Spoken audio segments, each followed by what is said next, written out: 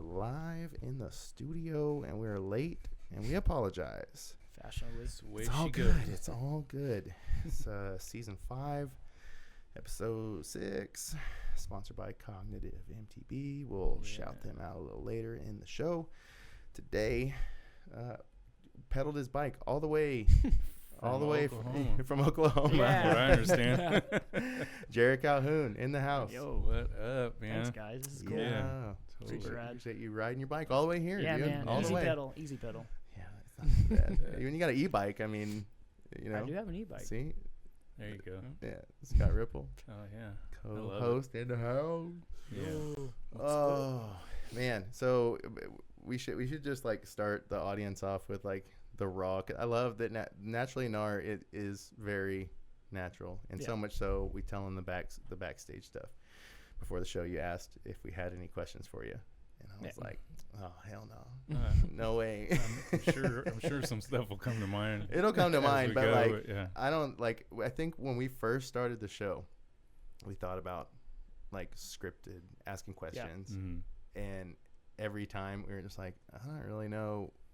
We should just freestyle it. I like that. Yeah. And honestly, like you being like a local around here, like I definitely want to like get more like to know you as like a local, because like it seems like everybody knows you. Like you are known in this area, and the first thing I gotta give you your props on. You are the undisputed king of POV footage on Instagram. Been working on it. It's so good. I mean, this is coming from a POV rider POV hater. I am not down. I have a hard time getting him to just do anything POV. He knows. And like, you're okay. Is it the settings? Is it the angle? Like, what do you think contributes most to like your POV style? I would say angle, definitely, but a lot of the editing, I guess the settings. Okay. Because like I run like lower shutter speed with like an ND filter. Oh. And it like just makes everything like blur and makes it look faster. But like, gotcha. It like kind of gives you a sense of like the speed, because like you get the GoPro effect, which is just like it's like, hey, well, this ain't steep, it's not fast.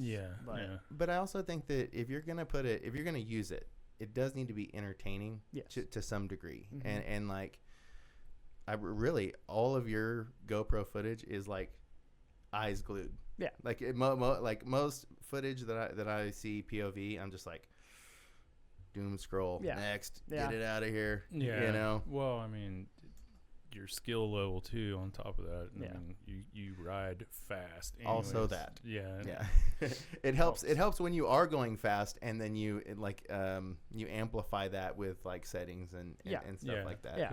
Because GoPro will bogart that every time. And, you know. Yeah. And so when you still look fast on POV, sure, it's pretty solid. Yeah, and I try to capture the cool trails, like a lot of rock and wood. People love the rock and the wood. That it looks really cool in the video. And yeah, like that contrast.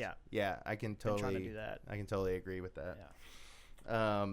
So what GoPro are you using? I'm actually using the DJI. Oh no, for real? We literally just talked about that on the last show with Anderson. Yep. Yeah. It is the best camera I've ever used. No, really? And I've had pretty much not every GoPro. But I started at GoPro, I think Hero 3 or 2. Okay. Oh, wow. And then I've never had anything else but GoPro. And then I've had a lot of people recommend me the DJI. And I was like, okay, I'm going to try it out because it went on sale. It's kind of cheap now. New one came out. Yeah, that's right. I got the older one, which is almost the same sensor size. So it doesn't really matter to buy the new one. And I love it. You can like screw different lenses on it. That's why they like the filters. You can just take it off. Because it's like an actual filter when you were talking about ND filter. Yeah. Or that's a physical filter? Yes. It twists on there. It's a like ND and a polarized. ND and polarizer. Yeah. Okay. That makes sense. Yeah. Now that I'm seeing it, like now when you say that and I put it to my brain, I'm like, okay, yeah. A lot of people have been asking about the settings and stuff. But that's cool. I mean, it's kind of simple. Just very simple. Lower shutter speed, ND, and then just like some mild like color correction. Yeah. Color grading. But or just something that like you like. Yeah. I think that's one of the things that I've learned about color grading over the history of seeing people work with it. It's a style almost. It's like this is how I like it to look. You know, like a person that I used to do work with, he liked just like low saturation, kind of muted colors and stuff like that, and I was like on the other side, like high contrast or like high saturation. And it just became like my style, his style, and then you could see it in the footage. So that's kind of what I want to do. Like, you come across my video and you're gonna know it's mine. The way it's colored, the way it looks. I think like, that's kind of like what I wanted to go I think for. Scrolling, I see, and I'm like, oh, there's Jared. Yeah. It's kind of like the goal like was. a singer in a band, you know. It just identified. It identifies it.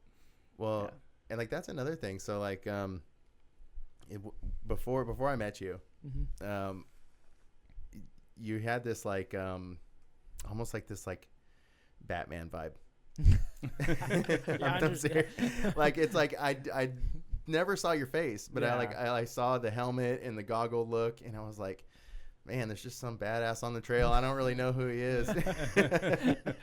But it was like seriously like the masked man or something. But it's like, because you know, a lot of your clips are, you know, the GoPro angle or you in a helmet.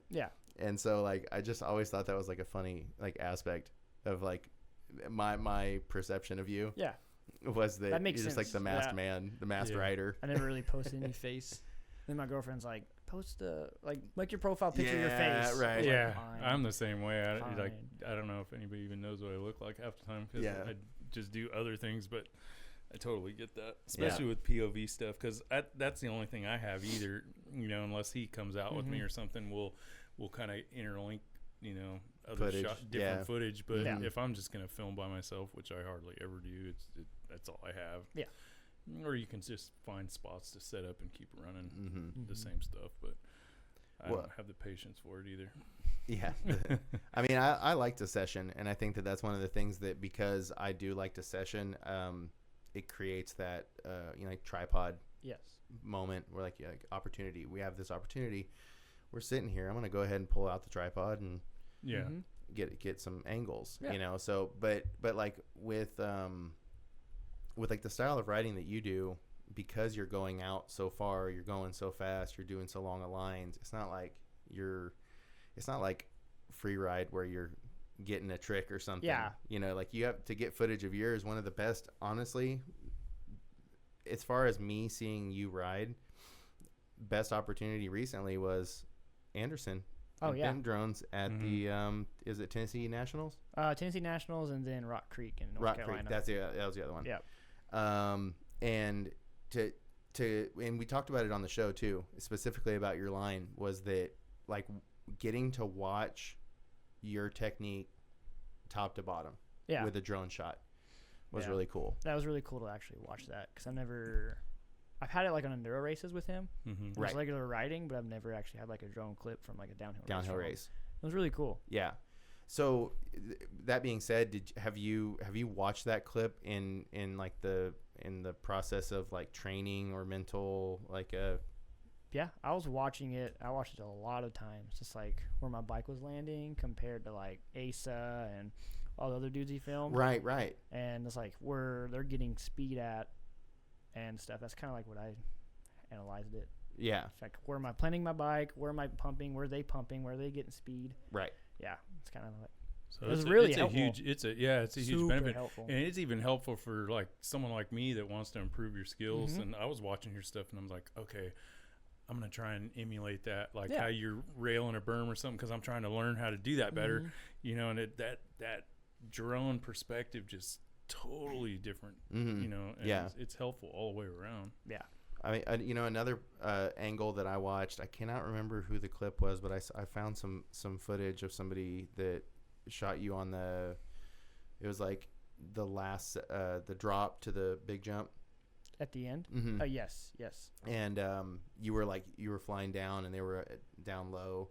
And one of the things that I saw when I was like looking through some footage was like how low you got in behind your seat. Yes. Like you let that seat get in front of you, and you got behind that seat. I think that's part of my riding style is like being super low. I'm constantly super low. Yeah. And that's what I've seen in video too, is like that kind of confirms it, that like my butt is always rubbing the tire.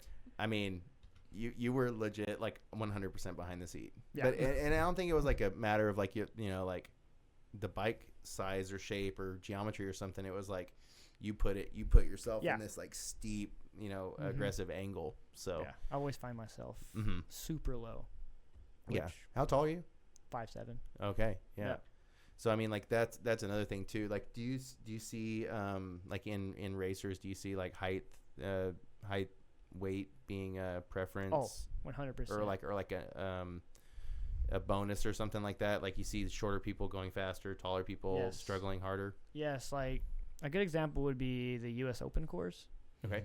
It's flatter. They make it flatter because the goal of like the U.S. Open is like anybody can enter the open category and can race the same track as like World Cup riders and stuff. So it's a little bit. It's a really fun track. Super. Like you can get fast, like going really fast through it. But the heavier guys through the flat sections will carry way more minimum. Like I have to like find like spots to pump it. Like I'm like putting all my body into it, but like just the momentum they have on me is. I mean, you got like Jackson Goldstone, super small. Sure, small guy. Light. I would imagine he's light. Yeah, he's lighter than me, and he's super fast.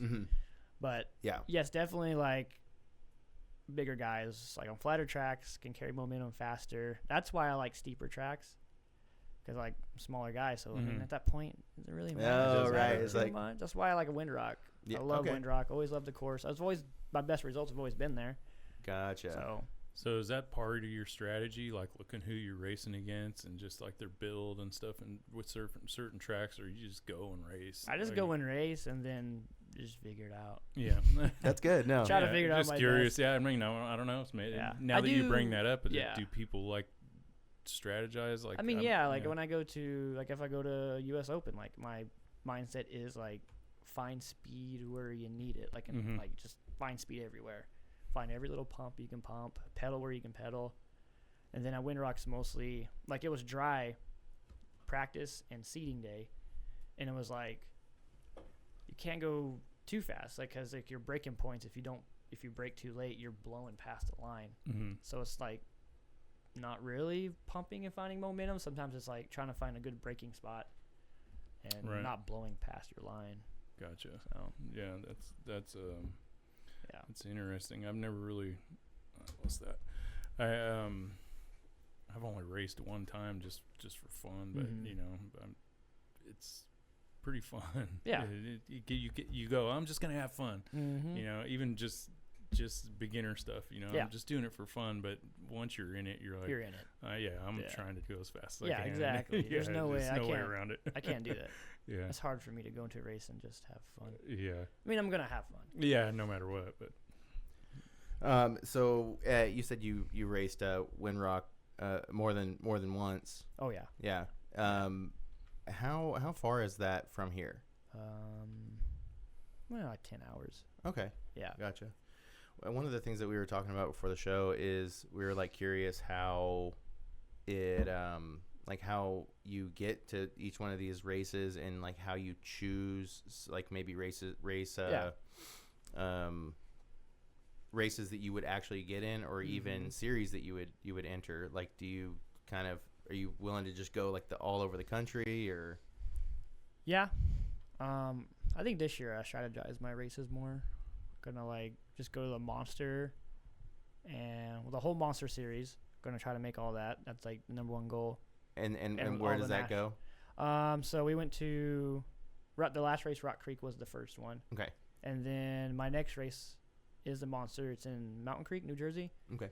And then after that, it's I think there's 5 races or something. Yeah, there's 5 races, and the next one goes to Solitude Mountain in Utah, and it's back-to-back weekends with nationals. So I go to that one, and then next weekend I go to Big Bear, California, which Monster and USA Cycling, or USAC, is combining. So it's going to be nationals and a Monster race. Oh.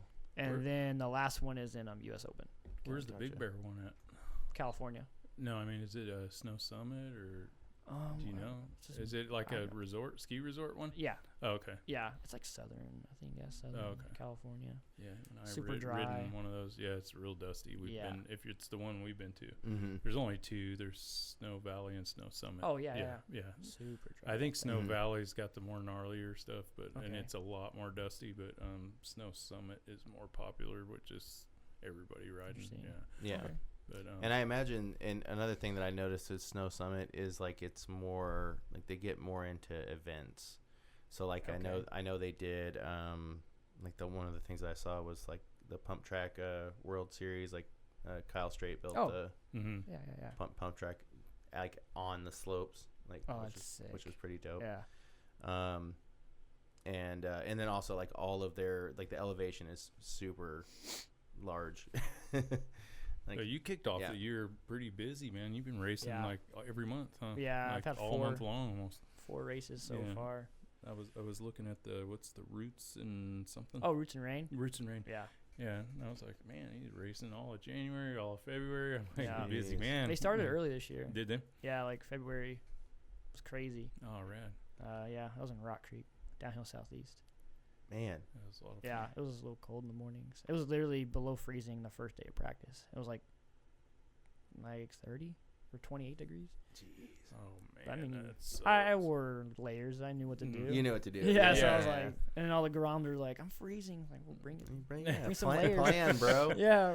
Yeah, I mean, like, I think that's something that, you know, that probably is something that comes with age. Is like the younger racers just probably make novice mistakes that have nothing to do really with racing. Probably just like, you know, not just thinking about life. Yeah, the right gear and the right stuff to but it does add up.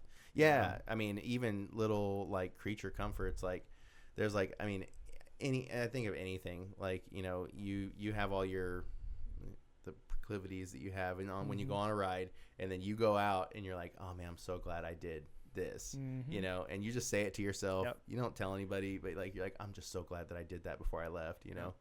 Throw on some freaking powder on them chamois, you know. That's where I be. But yeah, so like you do races like throughout the seasons. You're doing like winter stuff, summer stuff as well. Man, I kudos for pushing through all those seasons. Yeah, it's got to get. Grateful. It seems like it got to get pretty expensive. Like you got some sponsorship. Does anybody help you out? I got a little bit of help. Yeah, here and there. You get bike industry is where it's at. Right. I mean, we're World Cup riders without sponsors, so right. So it's tough. It's a struggle. Yeah. But you do have some sponsors that help you out. Through your race. Yeah, Bikes Online this year. Like super cool. good. Like I'm so thankful. Yeah. No, I'm glad you brought that up because I purchased 2 bikes from Bikes Online. Oh, sweet. So I'm an advocate and a user, and also Polygon. So one of the biggest things that I feel, and I really didn't even plan on getting into this, but might as well. Polygon was just such a great bike. It was such a great bike that I bought another one right after because I was like, this was actually quality. I tested the waters. Gonna go again. And then you just don't see them that much out there. No. But the price point is amazing. It's crazy. I'm starting to see a lot of them all the time. Well, the value, it's hard to turn away from. It is very, very hard. It is. The value is there. You get really good parts. I don't understand. It's like I don't. It's crazy. Yeah, I don't understand because it's like it when you start to do the math. I mean, that was the other thing. Whenever me and Scott were like, we just did general bike hunting stuff, and when we would put, the numbers down, 2 companies that stood out as best value, biggest bang for your buck, was Polygon and YT. Yeah, like those were the 2. Yeah, sometimes by like $1,500. By a lot, like the same build for the same build. Yeah, and it's just like, it's geez. so crazy. Yeah, I know it's wild, but sometimes they charge you a little extra for the name, like a Toyota or something. So you've ridden some of the Polygons recently? Yeah, I got the Siskiyou. Which one is it? The T9. Their new T9? Yeah. Yeah. Oh my God, it surprised me. So yeah, I have surprised me a lot. I was like, whoa. Yeah, I have one as well. And I don't have like an is it? It's not the E version, is it? No. Okay. No, gotcha. It's got the analog. I would like to try it. I'm really interested because it has a very similar geometry. The E. Okay. I think it's called Siskiyou. Now that I'm thinking about it, Siskiyou. Yeah. it's the E version. Yeah. But it's like the same geometry. But yeah, you've had a good time with it so far. So good. And have you raced it at all? No, not yet. Okay. If I do an enduro race, it'll probably be Northwoods. Oh, gotcha. Just like good run. So yeah, I guess we need to like separate that really, really clearly here. You race downhill and enduro. Yeah. Well, all the time? No. Okay. If I do an enduro, it's definitely going to be a good run. Okay. Because like it's so good. It's like so the good. rake and rides, everything. I love that place. The vibe is good. I have heard good things. I really have. It's so fun down there. I really don't plan on doing any other enduros. I do want to race more e-bike, like cross country stuff. Cool. It's like doing motos. It's right. It was unreal. I think that's the I do love that aspect of riding an e-bike is going far.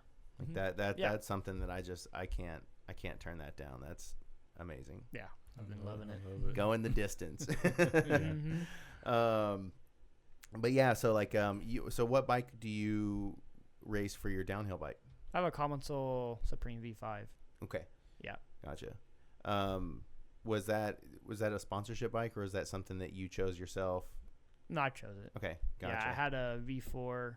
I cracked it, and the boys at Oz was able to contact Commensal, and like I get some money off the new frame. Oh, cool. I bought I was working in Maine at the time, so they got the bike and then shipped it to Maine, and I got it like a day or two before U.S. Open. Oh wow! Like 2 years ago. Yeah. And built it up in the parking lot. Nice. Day before practice, and nice. It's awesome. Yeah. That's cool. So yeah, like as a solo like a racer out there, like it's not like you're rolling up with like a team like tent and you don't have like mechanics and stuff working on your stuff. I'm all of it. But do you ever travel with people that like help you along the way or? Not really. Oh yeah. My dad goes, he'll help. Oh like, yeah, sometimes if something breaks, like he'll yeah. help me like pop a tire off, but you don't really need that kind of like mechanic treatment. No, I wish I had one. Well, yeah. I'm not saying you don't need it. We all need it. If we had a personal mechanic, I think we'd all take it. Yeah. But no, I kind of go by myself. Mm-hmm. Well, my girlfriend will go, and my dog. Cool. The dog just doesn't really do much, but. Well, I saw your dog on the podium, and you had like the the gold around his neck. Yeah, that's pretty funny. Yeah, she's a good dog. So where are you from originally? I was born in Georgia. Mm-hmm. Yeah, and then we moved to South Salt, Oklahoma, when I was like 4 or 5. Okay. And then I grew up there, and then my buddy had a job trail building up here. You know Tanner. Oh yeah, Tanner. Yeah. And then I contacted him. I was like, I want to move out of here. Mm-hmm. And then I got the job, and within like a month or two, I moved up here. When was this? 2017. Jeez. Yeah. Not too long ago. Yeah. Not too long ago. Yeah. No. You've been mountain biking for quite a while. Oh yeah. Yeah. I really don't know the age. I started in middle school. Just rode local trails like in Fort Smith and stuff with my dad and one of my other buddies, and just kept going. Before it was kind of like a hot thing out here. Yeah. Then I would come up here to Slaughter Pen, and I mean there wasn't much, but it was enough. We'd go to Leatherwood a lot because there's that one downhill trail, which is DH2 now, I think. Oh yeah, original DH2. That's right. It was so good. I think that was the first time I saw you ride was DH1 or something when we were at that drop that Logan broke his foot on. DH2. Or DH2, is that what it was? Yeah. And the rock drop. Yeah, we were. Yeah. We were just all kind of like, I've never done anything like that, so I was like, trying to build up the confidence, kerplunking through the little things, and I made it, and then we come back up, and then you showed up, but I didn't know who you were then. You and your buddy, was that Tanner? That was Tanner. That was Tanner. That yeah. was sick. And they were just, and I was like, oh yeah. We've been riding that drop for years. Yeah. And I was like, oh my God, how do you do that? Yeah. Well, it's like so cool. That if I watched we did the Leatherwood Z video, and we had Turtle Boss crushing that thing. Yeah. And like, man, See, the difference, I didn't know that you could go faster than I already do. Like, I was like, I'm already kind of hauling it. Yeah. And, like, you can go faster than that. And when you guys do it, like, it's seriously like a railing. Like, you're, like, railing the rocks and getting more speed out of it somehow. They were having more fun on the rocky section before, and I'm just I'm top so part. focused on don't screw this up because you're going to go off this thing. Die. And they're just, like, farting around with it like it's no big deal. And I was like, oh, man. I could probably have my eyes closed and hit that thing now. Yeah. That was so cool to watch, man. I was, like, amazed. Ride that trail in the dark. Oh yeah, 100%. Probably. You probably could. I bet. Yeah, because with no light. Yeah, because like, isn't the trail essentially the same path of the old DH2? Yeah. There with a little change. Yeah, you swear like that. I guess there's like a left-hander, like a Talladega, like a NASCAR turn, like after like a little table. Yep. It used to go right. Oh, and then it would parallel the road a little bit more, and there was like a nasty rock garden there, which I miss so much. Like rock garden was, it's taking names, but it was. And then also, I don't think it didn't start at the hub where it starts now. Yeah, it did. Yeah, we had there was a wood rolling. Oh, gotcha. Okay. Yeah, I mean, I never really went there. Like, I mean, it's kind of crazy to know that it was there and I was there, but I never went there. But like at the skate park, we went for years. I mean, that was starting in like 2007 or something, you know. Yeah. Which I guarantee it was there then, you know. Yeah. Probably. Or I mean, some semblance of it, because I know that the Eureka Springs riders were cutting trails for a long time before actual, I'm gonna say, mountain biking, like the scene got around here. Yeah. So we owe a lot to those guys. Yeah, seriously. Paving the way. They paved the way. They laid the foundation to make stuff cooler. Yeah. So the Tennessee Nationals, is that happening currently? Is that currently running, like a series that's currently running? No, it's just like a national race. Like just one race. Yeah. Okay. So there's like, you have Tennessee Nationals, and I go to Mountain Creek. That's a national. Then you have nationals, and then you have U.S. Open, which is considered a national. Okay, that's confusing. It's weird. Yeah. It's not like a series. It's just like you can get UCI points from these. Okay. So if they are just honored by UCI, it's a part of their network or something like that. Yeah, it's like a USAC station race. Okay. And I forgot what the points. I don't know. They keep changing. I think like top 3 or top 5 get points, or top 10. I don't know. Yeah. I wonder what the criteria is for like working with UCI or like being like vetted, because if you're, I imagine, and I guess a good question for you, when you go to all these different races, they're all organized by different people, right? So like they're like, I would imagine just vastly different the way they operate, the way they flow, some good, some bad. Yeah. Downhill Southeast, the Mullally family, like Nico Mullally. Okay. Yep. The family runs it, and it's smooth every amazing time. Yeah, every time. And the monster race, this is actually my U.S. Open I did last year as a monster race, but this is my second one because I broke my wrist last year. I wasn't able to do any besides the U.S. Open, but this is like my first time experiencing the monster one, and it was so smooth. Super smooth. They were on it. But if USAC is doing a race, it's always a cluster. Everything is never works out. Like, what was it? Was it 2 years ago? They used, because they had Gravity National, so it was enduro, slalom, and downhill, all in the national race that weekend. And for the first stage, they used a stopwatch. No. For timing. No. Oh, wow. It's like it's not. Like you're trying to like give someone like a sleeve, you know? This is like a real race. Yeah, and just knowing that like technology now, there's like so many different platforms for time management for races. Knowing that like something that large just has nothing. No, they care about cross country, which is cool. Oh, okay. But it's like the focus was on that discipline. Yeah, they focus on like endurance stuff, and then whenever downhill comes, I guess they just don't see us. They see us as hoodlums or something. I don't know. It's kind of weird. So downhillers are like grouped in with the free riders. Yeah, which I'm down with. Got it. I'm down with. I mean, honestly, like when I think about the the archetype of a downhill rider and a free rider. Like they really do seem to marry really well. They do. Can hang with the dudes and still shred some lines. Yeah, 100%. No different. Yeah, no. Some of those free ride dudes are so fast. Yeah. So fast. I think it's almost like a matter of like free riders are almost just downhill riders that don't care about time. Exactly. You know? I mean, that's kind of exactly what it is. Yeah. And they can throw down some tricks. That's funny. Yeah, and throw some tricks in the middle of it because you don't care about time. Yeah. But it's an interesting thought because, you know, like I see that around here that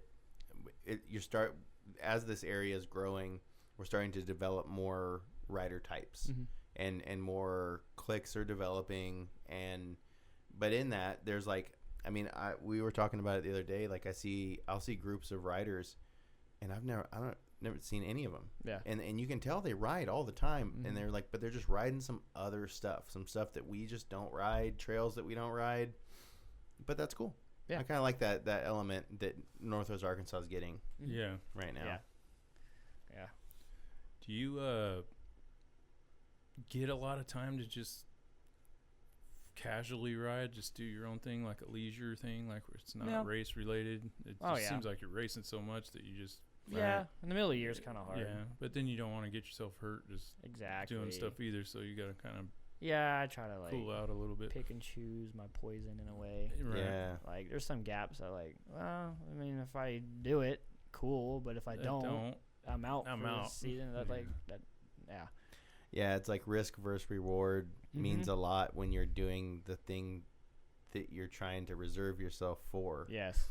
It's like juggling. It's like, well, I don't know what to do. Yeah, but at the same rate, like it's like the more you train on your, I guess we'll call it off season, you know, it's like you need that just the same. Yeah.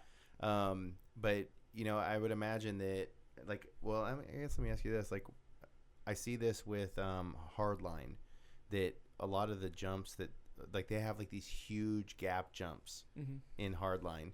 Have you been to any races that have had like the large gap jumps like that? That's my only exposure to it, so that's where my mental is going right now.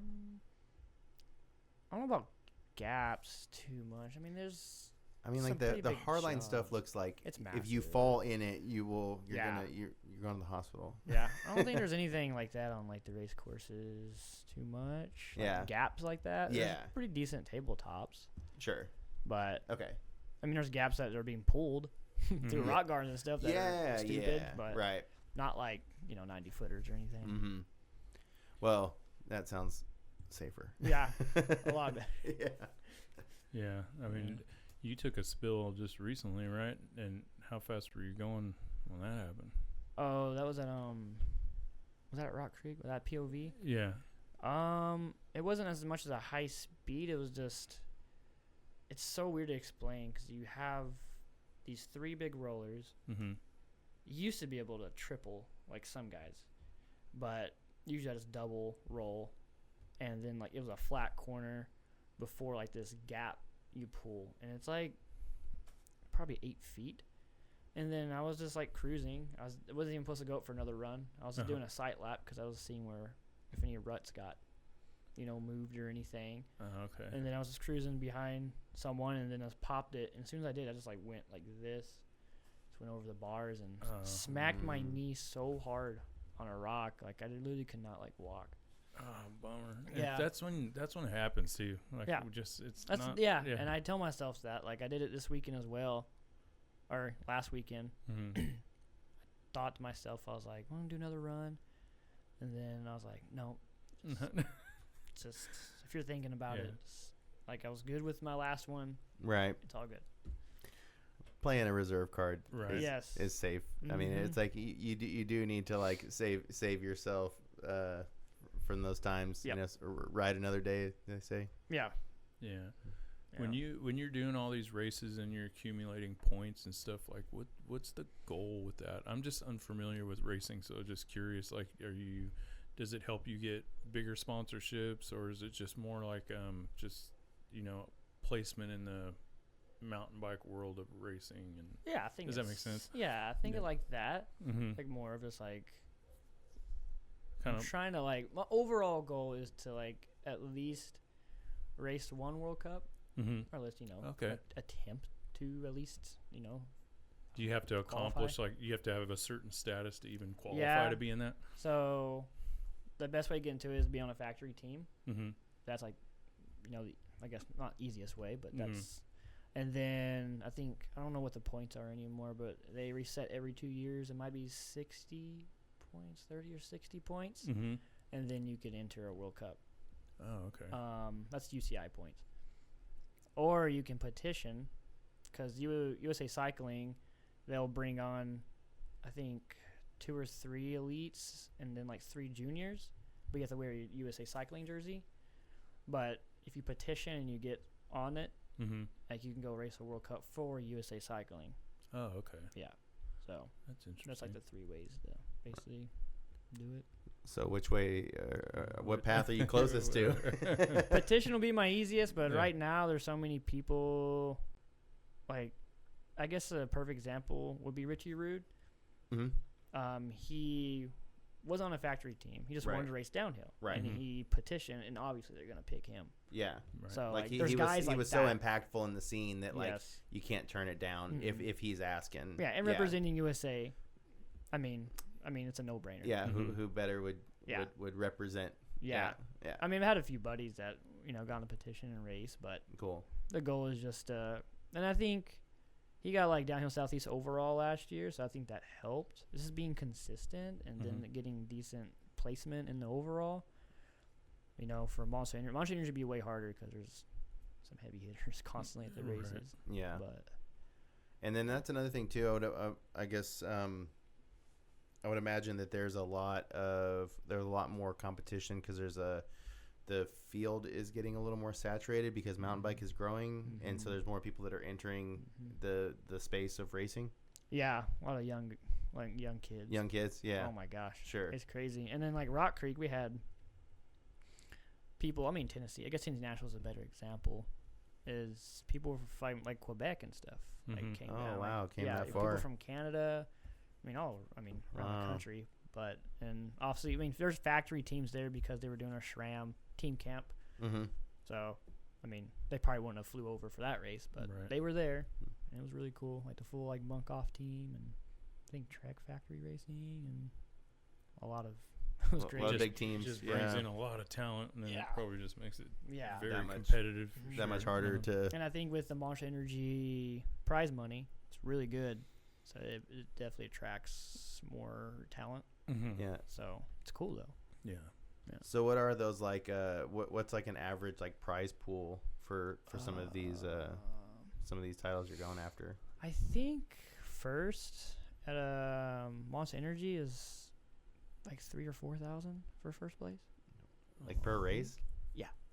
And overall, I forgot what overall was. It's pretty good. I think a World Cup, if you win, you get like $2,000 to $4,000 or something. Maybe $4,000 for a World Cup run. Okay. Which is crazy. Yeah, that's pretty solid. Yeah. So like at what place like stops earning? Like what like is like what position would you have to get to earn anything? For Monster, I think they go 3 deep on the podium. Okay. But they might pay 5, but 3's on the podium. I'm pretty sure. Okay, yeah. So basically, if you're not podium, then you're not collecting. Yeah, pretty much. Gotcha. Yeah, they might go 5 deep. I can't remember, but okay. Yeah, because I wonder. I imagine that there's a bunch of people out there, maybe even just rogue agents like yourself, where you're going out there just pushing for every race. Like I do this. I do sim racing, and I famously like to call. I'm very good in the midfield.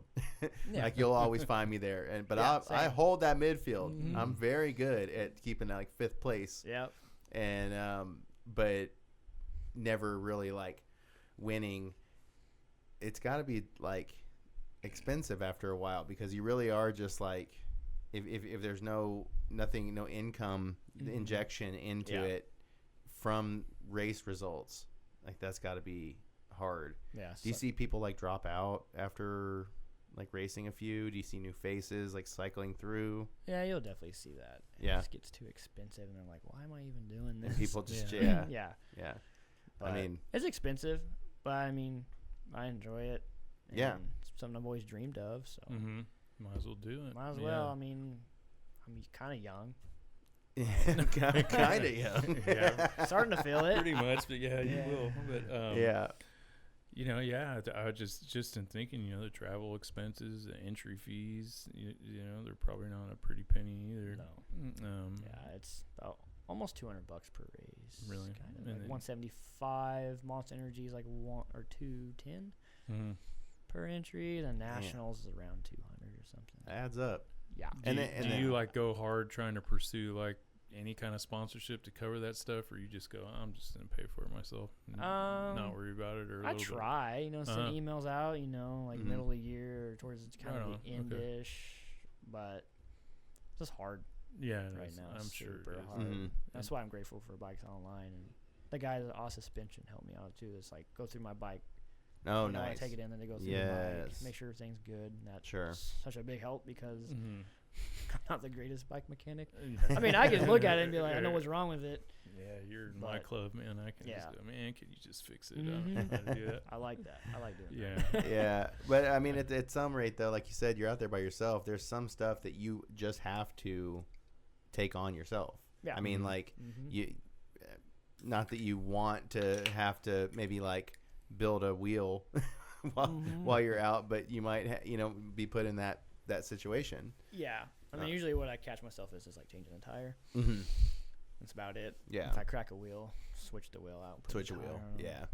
Not horrible. I don't think I really found myself doing much more than that. Really. But like, you haven't found yourself in like a mechanical situation where you're like, I don't know how to do this. Yeah, actually, I did at Mountain Creek. I think 2 years ago, I broke a linkage on my console. Okay. And then I had a linkage. You had to use a rental for 2 days. For seeding day. So I broke it on practice day, and then seeding day I had to rent a trek session, and then race day. What a different bike! So tough too. It just was horrible. Because it was a rental. Yeah, rental, and it's just like those are 2 different bikes altogether. Yeah, because I got a medium the first day. It ended up being way too small. I had to go with a large, but then the bottom bracket sits way higher than mine, which feels really weird. And then they use Vittoria like enduro tires. So I think I got 1 practice run, like full. I think 3 or 4 of them, the rest of them were flats. Whoa. And I just kept flatting. Wow. Really? So I ended up changing. He loves those tires. That's all I ride. Well, you got to see Mountain Creek. That place. Yeah. Oh, gotcha. Yeah, but I mean, I don't ride like you do. I mean, I try to. Mountain Creek. Yeah, sure. It will tear your rims up. Oh, I bet. So I end up for race day, I put my wheels on. Oh, on that bike. Yeah. Okay. And it worked out. Well, didn't do great because that bike, I was too scared to do anything. There's the Asylum Gap. It's like a massive like rock. It's like a roll rock, and then you could pull and land at the very bottom. That's where I actually broke my linkage at. Oh, really? And during the race in that session, I was like, I'm not. What is your tire of choice? Just Continental. Oh, really? Oh, freaking love them. Continental. They're so good. There you go. That's what I just blew out because it came stock on my bike, but I got the Mazda right away. Oh yeah, I actually like the Mazda. I used it on my bike before, on my trail bike, and it was super good. Yeah, I keep going back to that. Or Versus. I like Versus, yeah. Shout out Versus. The hard casing, just it's probably because I suck and I'll just run over these sharp rocks and stuff. So I need something sturdy, something to keep you up. I've had some good years on my e-bike lately, and I've been loving them. I've heard about those. Yeah, e-bike specific tires. Really. Yeah. I've been more like the past 2 years. It's always like Maxxis, and then you just flatten them like all the time, and it's like $150, and so I started trying other stuff, and it's pretty fun to try other things and just see what's out there. I always flat it with Maxxis. I couldn't keep airing them. Dude, I haven't had one for 2 years just because I bought 3 in like 3 months, and I go, screw this. I'm not doing this. Yeah. I'm pretty sure that Maxxis is not going to sponsor this show because it's not my fault. No, it's not your fault. No, I'm saying like every mountain bike episode we've had, almost something has been said about Maxxis. Yeah, like it's. Yeah, it's getting bad. Yeah, it's getting bad. Continental is such a good price point too. Yeah, it is. And the rubber is good. They use on it, and they last actually a while. Like not bad compared to Max's. You could do one race. Like if you go out west and go to Colorado and do a downhill race on a Maxis, you're gonna use it all week. Like it's gonna be done, toasted at the end of the week. Yeah, that's a guarantee. I can. Yeah. I can just believe that. It's sad, but it's like they're literally like disposable. Yeah. Like tires. I mean, they're super soft. I mean, the Continental soft. thing is, that's what it is. Yeah. The thing is, Continentals, they're just as soft, but somehow they last longer. More, do they? And I just love them. I feel so confident with them. Well, we at least got you $5 on a sponsorship from Donut. He's gonna throw down $5. That's a coffee for your next race. So. Oh. Man, I mean, we at least got that. Him. I'll put his face on my helmet. Just a little sticker. Yeah. I could see that. And then Sam Parks. Let's see, what's he talking about? Have you guys talked about this? The growing importance of social media presence and content creation for brands these days. Like you have to race and win and make content now. Yeah, basically. Yeah. Content is a big thing. I grew up, watching World Cups. It was if you're fast, you're sponsored. Yeah. That's how it was. So it took me a long time to realize that I should start doing more content. Yeah. And not just try to race because it ain't gonna get you anywhere unless you're, top, not even 1% anymore, like top like 0.01%. Yeah. Yeah. But well, I mean, there's pros out now that are, legendary in many circuits, not just even downhill like enduro. I'm sure cross country has probably this same issue. Yeah. Where you have names from back in the day that used to mean something, but the new generation doesn't know about them, i.e. they do not have a large social presence. And then the sponsors are like, well, hey, you're not really pointing much towards our brand anymore. I think we're going to have to let you go. Times are tough. And then they sponsor somebody that has, 100,000 followers. And yeah. Or some just YouTube channel and they're yeah. Well, I think about somebody like oh goodness, Sam why is it? It's Sam Pilgrim. Oh yeah, Sam Pilgrim. Yeah. Sam Parks' name was in front of me, and I was like, I almost not said Sam it Parks. Yeah. P Pilgrim. But like Sam Pilgrim's content, right? Like he's got this huge social media following, and it's almost like he doesn't even need to race or compete in slope style like he used to. He can just have a social media presence and have sponsors. Yeah. But so like as we were talking about Bikes Online earlier, and then we were also talking about you and the Batman, you being Batman. Yeah. So when I saw you do that video for Bikes Online, you were like talking to the camera. I was like, he's talking to the camera. Yeah. It's like you had to break it. Yeah, you had to break the ice. Break the ice. It is. There's a whole new dynamic now because the average Joe can make a living off mountain biking. Yeah, it's crazy. And we come from the skateboard industry, and it's the same thing. Yeah. And now you have to like kind of sell yourself as an individual too. So it's like a double-edged sword because to me it's like you can be a professional racer and stuff, but now you can't just do that. You have to also be this creator and this personality too. Yep. And you have to do all of it, and that's got to be tough, man. It's a lot. Yeah, it's a lot of work. It's like constantly on bikes. I mean, I don't mind it. But. Yeah, I know. It's fun, but some people are, not really like are camera shy, and it's like so that's tough too. I'm not big on the camera either, and you just got to figure out how to do all that stuff to make it work. Yeah. Well, I mean, that we were talking about content, like kind of being like a higher importance than race results. Yeah. It's becoming a point of interest for sponsors to where like you're getting graded almost. Yeah. On how do you do your content? Do you have content that would bring eyeballs? You know, and I mean honestly, like we were talking about your GoPro footage. That's one of them. You know, like you have some good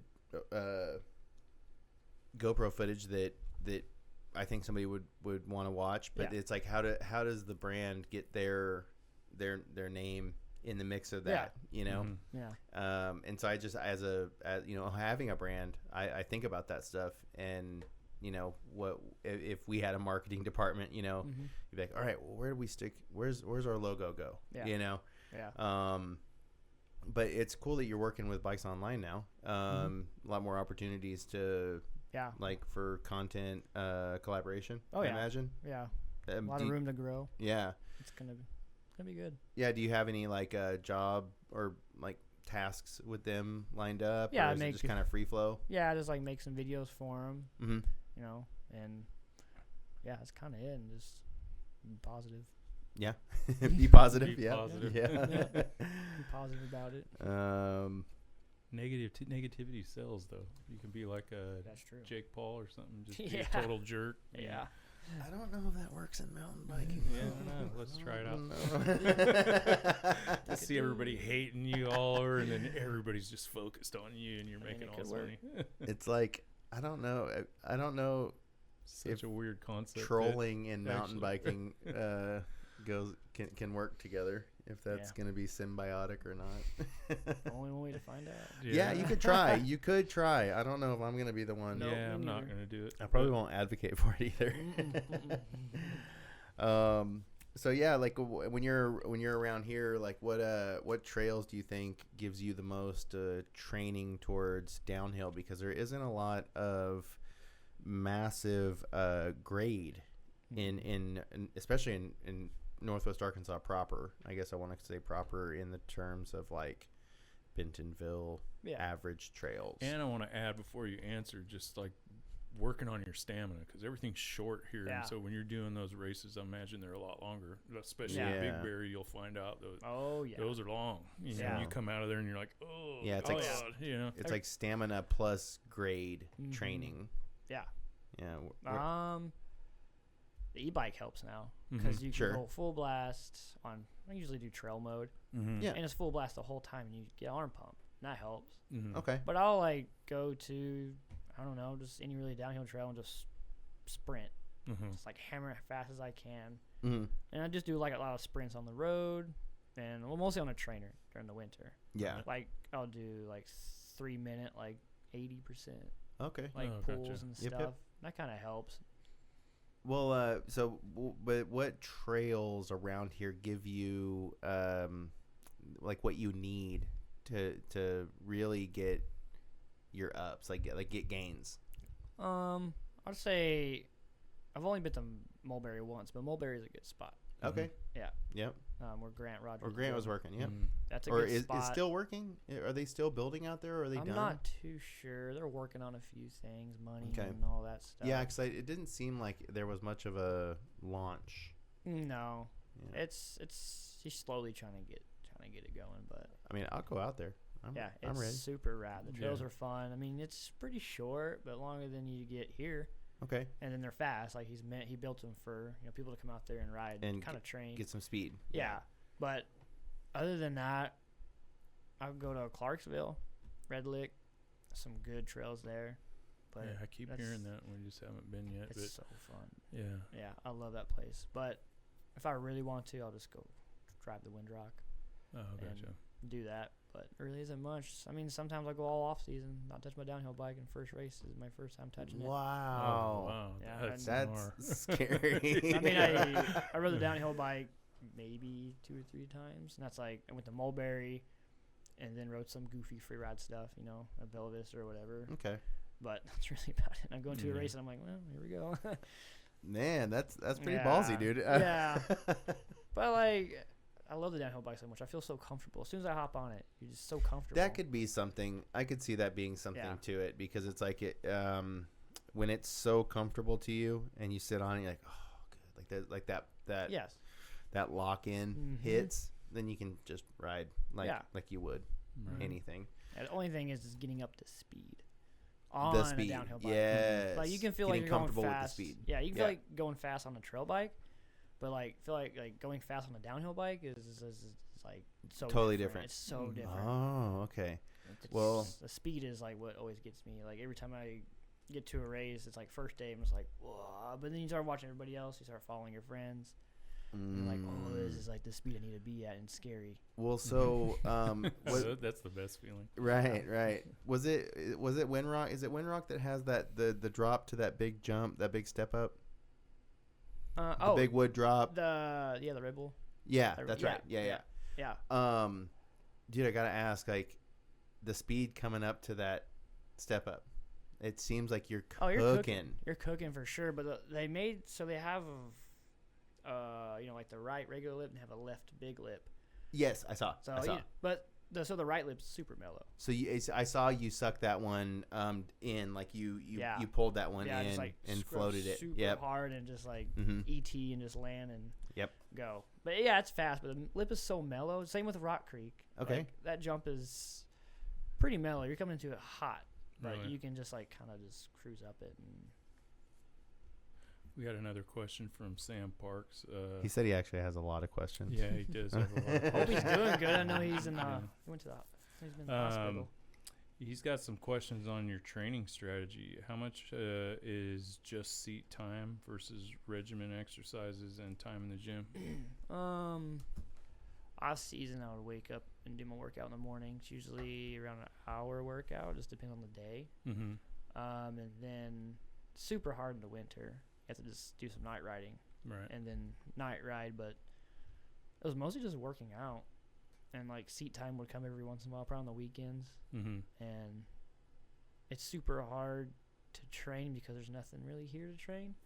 So you just end up going riding and you just ride super hard. Yeah. That's all you that's all you can really get when there's not the elevation. Because that's one of the things that we talked about with Grant, actually. Was about grade and the fact that there really isn't much downhill here. I mean, we talked about DH2. Yeah. I mean, and we're not even talking about grade. We're just kind of talking about speed. Yeah. Really at that rate. And just chunk maybe. I don't know. It's like when you put speed and chunk together, I feel like that's one thing that I definitely identify with a downhill trail. Yep. Tech, but then there's also grade and like we only have I don't know, can you think of any trails that are like steep around here? Like what's steep?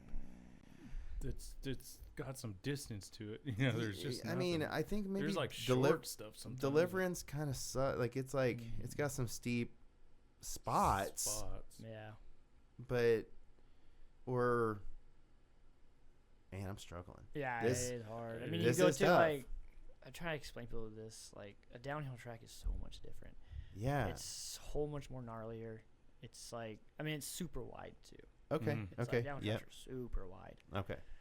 But like the consistency of like how steep it is, like Windrock and Purgatory is like probably the steepest track I've ever ridden. It's near Durango. Yes. Right. Yeah. Yep. That is a good example. It's just like it's so steep. Like I remember my first practice run. There's like a part in the middle of it where I didn't know I thought I was gonna die.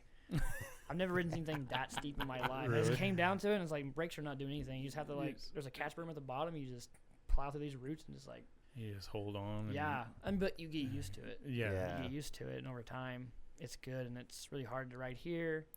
It's super flat and everything, and then get back up to speed on the steeps. Like, that's like Windrock. When it was dry, it was so fast. There's a few steep spots there. It wasn't a lot of few steep spots on the Windrock track, but even like I can imagine when you get used to it, like the spot near Durango you're talking about, you get used to that by hitting it so much. Then you come back here and it's probably even more flatter than you can. It feels even flatter. Yeah. It's almost like you're going uphill, right? On the downhill. Yeah. Too bad. I think they're not opening this year, so Purgatory. Well, sucks. Okay, I want to insert a trail. Narmageddon. Okay. Yeah. Have you hit it? Yeah. Okay. don't like to describe it. I really don't remember. Okay, so what's Deliverance? Which one is that one? So Deliverance is the one that you start. He starts in the back, and it's the one you go through the rock. Okay, yeah, that one.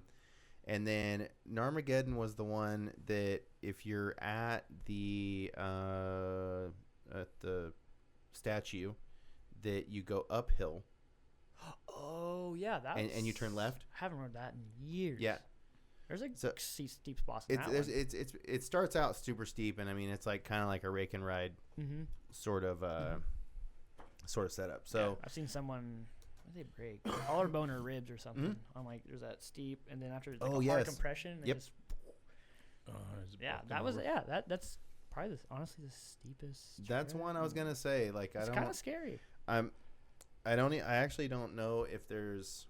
I'm trying to think of what. I guess you could answer this. What steep parts at Leatherwood? Steep part. I'm trying to think. Because I stay at the safe stuff. I mean, when I ride Leatherwood, I'm staying on like DH2. Yeah. I mean, I love DH2. And then like 4 and 5 has it's fun stuff. Yeah. But I feel like maybe like 1 and 7 has some like. Yeah, some steep 7 stuff at the end. But I think 7 has a few steep spots, but it's like just like maybe a second. Yeah, like right. Not even that much, really. You might be right. Yeah, being generous on a second. Yeah, it has it, but over time. Nope. I know if you get a lot of steep sections, and there's a few of them in that trail, so you ride 2 or 3 of them.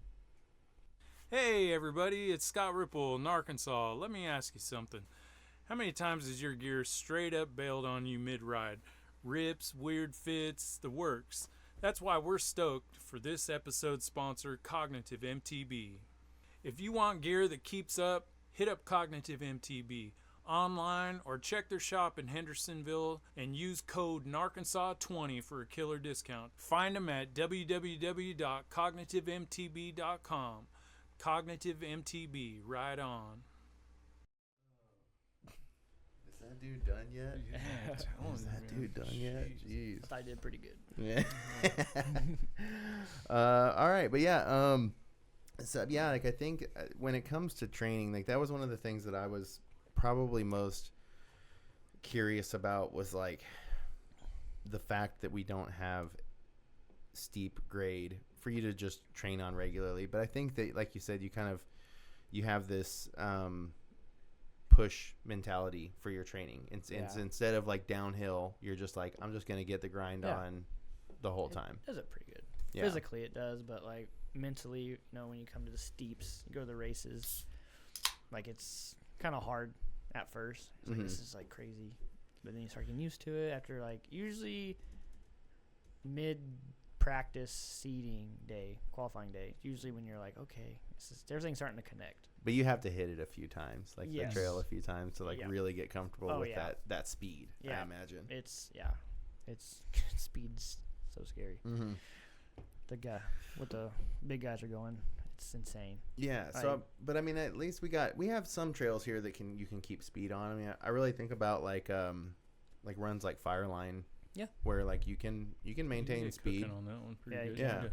Yeah, for sure. And I mean, that's not amazing, and it's not a downhill course. I realize, but like it's a mini version of one. Yeah. So you get to train on mini stuff the whole time.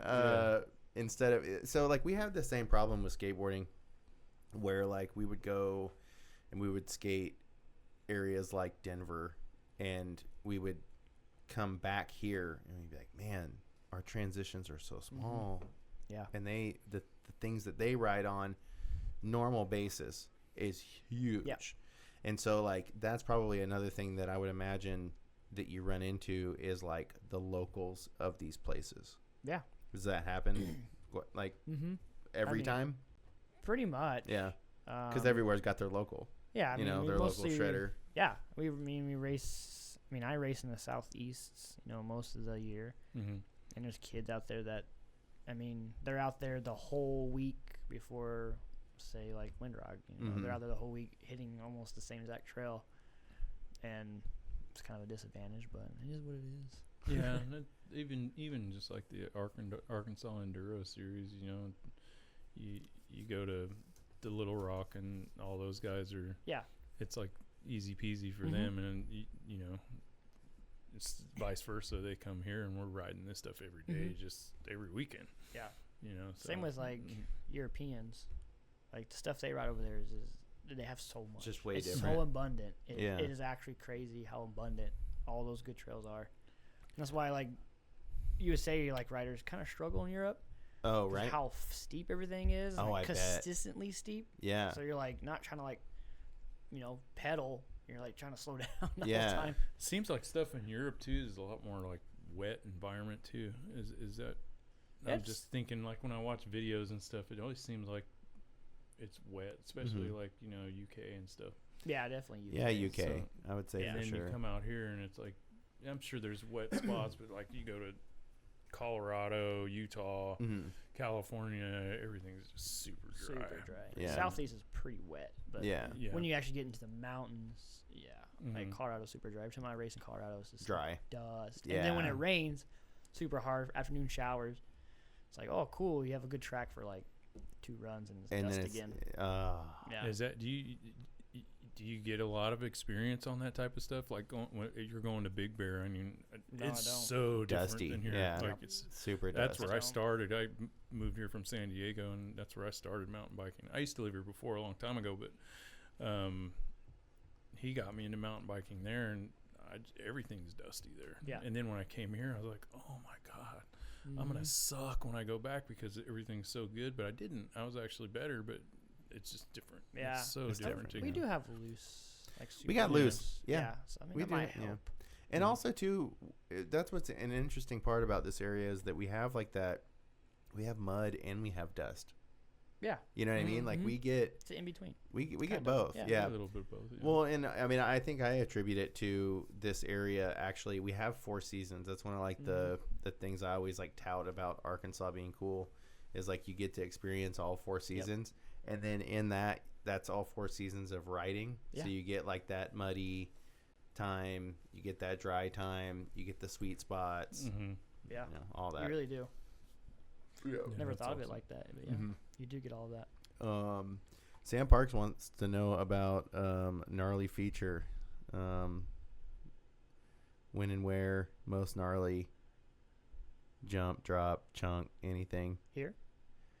I think we could make this one broad because that I've ever hit. He said when and where did you hit the most gnarliest features you ever hit? Yeah, and I mean like that could definitely be everywhere, you know, because we were just talking about Colorado. Yeah. Yeah. So I mean, like what would be the gnarliest jump, drop, or chunky anything that you've ever hit? The gnarliest thing and trail I've ever hit was ever. He says ever. Yeah. What's the name of it? I always forget it. It's in Bootleg, Las Vegas. Well, just outside Las Vegas. Bootleg Canyon. Really? Oh, yeah. Okay. I forgot the name of the trail. Wouldn't expect that. But is that like Lee's Camp or something, or is that a different area? I know there's something in Las Vegas up north. You got well, you know, you're in this valley and then you look up in the mountain. They have like something called Lee's or something up there. No, I've never been, like so. If you cross the Hoover Dam, you go through this town, and then you go like up on a hill, and as soon as you cross over the hill, boom, Vegas. So it's like, I think it's called. I forgot the name of it.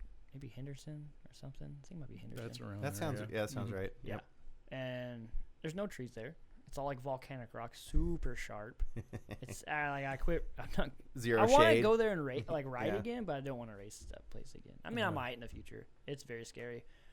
I forgot the name of the trail. It's a double red, and me and actually Asa, me and our other buddy, I think Aton, we went. He's just like, I want to see this. I see it on Trail Forks, and we went over there. I don't know. I can't explain how steep it was. You can't I don't know. I can't explain it. It was like you're falling. If you look from the road, there's like a massive like crack, like in this like hill or mountain, and like you go like in it, and I was terrified the whole time. And you got this like sharp volcanic rock, so yes. you can't eat it. You have to just it's even the race course. There's like some features, not features, but like there's like an off-camber turn. Like there's no turn. Like you're turning on like this. So you go down it like that, and it's like this. But it's so grippy, you can make it around. But if you fall, you're going, and you're not gonna stop probably for a while. And the exposure is what gets to me because I'm used to trees and not like that much rock neither. So that was probably the gnarliest trail I've ever ridden, I would say. I do want to go do it again, but that was probably it. And I'll say the biggest feature of it, I don't know. The whip-off jump at Rock Creek's pretty big. It's like I forgot how big the lip is. Yeah, that jump is. It's like 23-foot lip or something. It looks big, yeah. But it's crazy because you're scared of it, but then when you hit it, you're on the lip for so long, it just shoots you up. You don't, it doesn't do this. Right. It's like you just do this, you just ride it up, and you just ride off of it. I love that because it's like that's like proof that like the engineering of the jump matters. It was so super much, good. You know. Oh my god. It was really good. I know it's much smaller, but is that pretty much the same concept of the new Kohler? I literally compared that to it. Yeah. Really? It kind of is. I mean, people are complaining like, how steep it is. But a step up isn't always a trick step up. Like a step up is a step up. Like, no matter if the lip is like, blah, blah, blah. And if we built a steep lip there, people are going to get hurt left and right. Oh, for sure. And like, if I can see that. if you had the jumps now, like up above, the jumps are awesome. And then you put in this trick step up after all that, someone's going to hurt because it like goes from like these, I mean, they're decently steep lips. Right. But if you go like from these decently lips to like a super steep lip, it'd be so inconsistent. Yeah. So, and you're going so fast in that. People don't, if you haven't hit it, you're going so fast into it and you're G'ing out. I'm curious. You're G'ing out, but like it shoots you perfect. And people have done tricks off it. Like you can still do tricks off of it. I saw some Supermans. Superman. Yeah. You can still do tricks. But in looking at it, when we go over there and look at it, and it's like, I think you just Evel Knievel it. You just ride off it. You literally don't even ride really off do it. anything. Yes. And that was popped up in my head when I first hit it, the jump with Nate. It was like literally that Rock Creek whip-off jump. Really? Like you literally just float off of it. You don't have to pull or anything. Yeah, you just float off take of it, and it's good. And you can. That makes me feel good. Yeah, you can go slower into it and then pull and get more air. Okay, it's just like depends on the rider, but I think that the other element to respect is that we're talking about free public access. Right. There are trails that are here that are not public access, that are not listed, and are beyond the skill level of the average Bentonville rider. And it should be that way. Yes. It should continue to be that way. When you start getting into your level of riding, you can't just put that to the public, man. You guys do stuff that normally we're gonna talk about death. We're gonna talk about people dying for real. The average Joe can't do that stuff, man. They're just gonna get killed. Yeah, I tried to hide some stuff that I hit. Yeah, I'll post it, but but you're not like promoting like where it's at. No, like, I mean, there's some spots you can definitely be like, I know where that's at, but I'm not gonna say, where it's at. And even like people to ride it. Like Anderson said last week that like Dylan Stark and them, they go to like some secret spot, but then they mess it up before they leave. Yeah, they mess the trail up, mess the lips up, so you cannot hit it. I've done some stuff like that. You hit it, and then you just throw logs and shit back over it. And Yep. I think that's valid to do, and furthermore, I hope that when you talk about the shreddiest of riders, I hope that that's motivation to like build more private stuff. Yeah. Because I mean, I want to go hang at private jumps and like drink some beers and see some people like do some huge jumps. Like that's fun. Yeah, Griffin's is a good example. I think exactly. The capability to do it around here seems like it's so not easy, but I mean there's so many trail contractors and access to like machines I would and say stuff. I'm sure through good old boy connections you can get some good machines and make some cool stuff. I would say the opportunities are almost endless in this area. When you talk about people who ride mountain bike, we have more opportunity to do stuff like that and just get an instant green light. Just be like, oh, you're good. Mountain bike. Let it go. Yeah. Yeah. And there's going to be more. There, like we're going to see more of this as time progresses. It's a slow. That's the thing. People don't get. It's going to be slow. Like this, we've already moved fast. Yeah, already. I mean, where you got the jumps at Kohler, like that's a first good step, and hopefully it keeps moving up. Well, this is like first generation kind of in a sense that all this started when, like, not even 10 years ago, barely. I would say like the rapid growth of mountain bike did.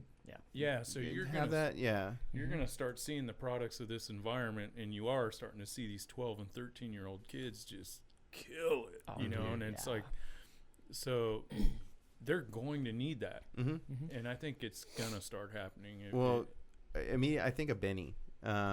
He like that just stands out to me because he's so good that he has to have a training facility at his house, like for himself, that's just jumps that's big enough for him to hit.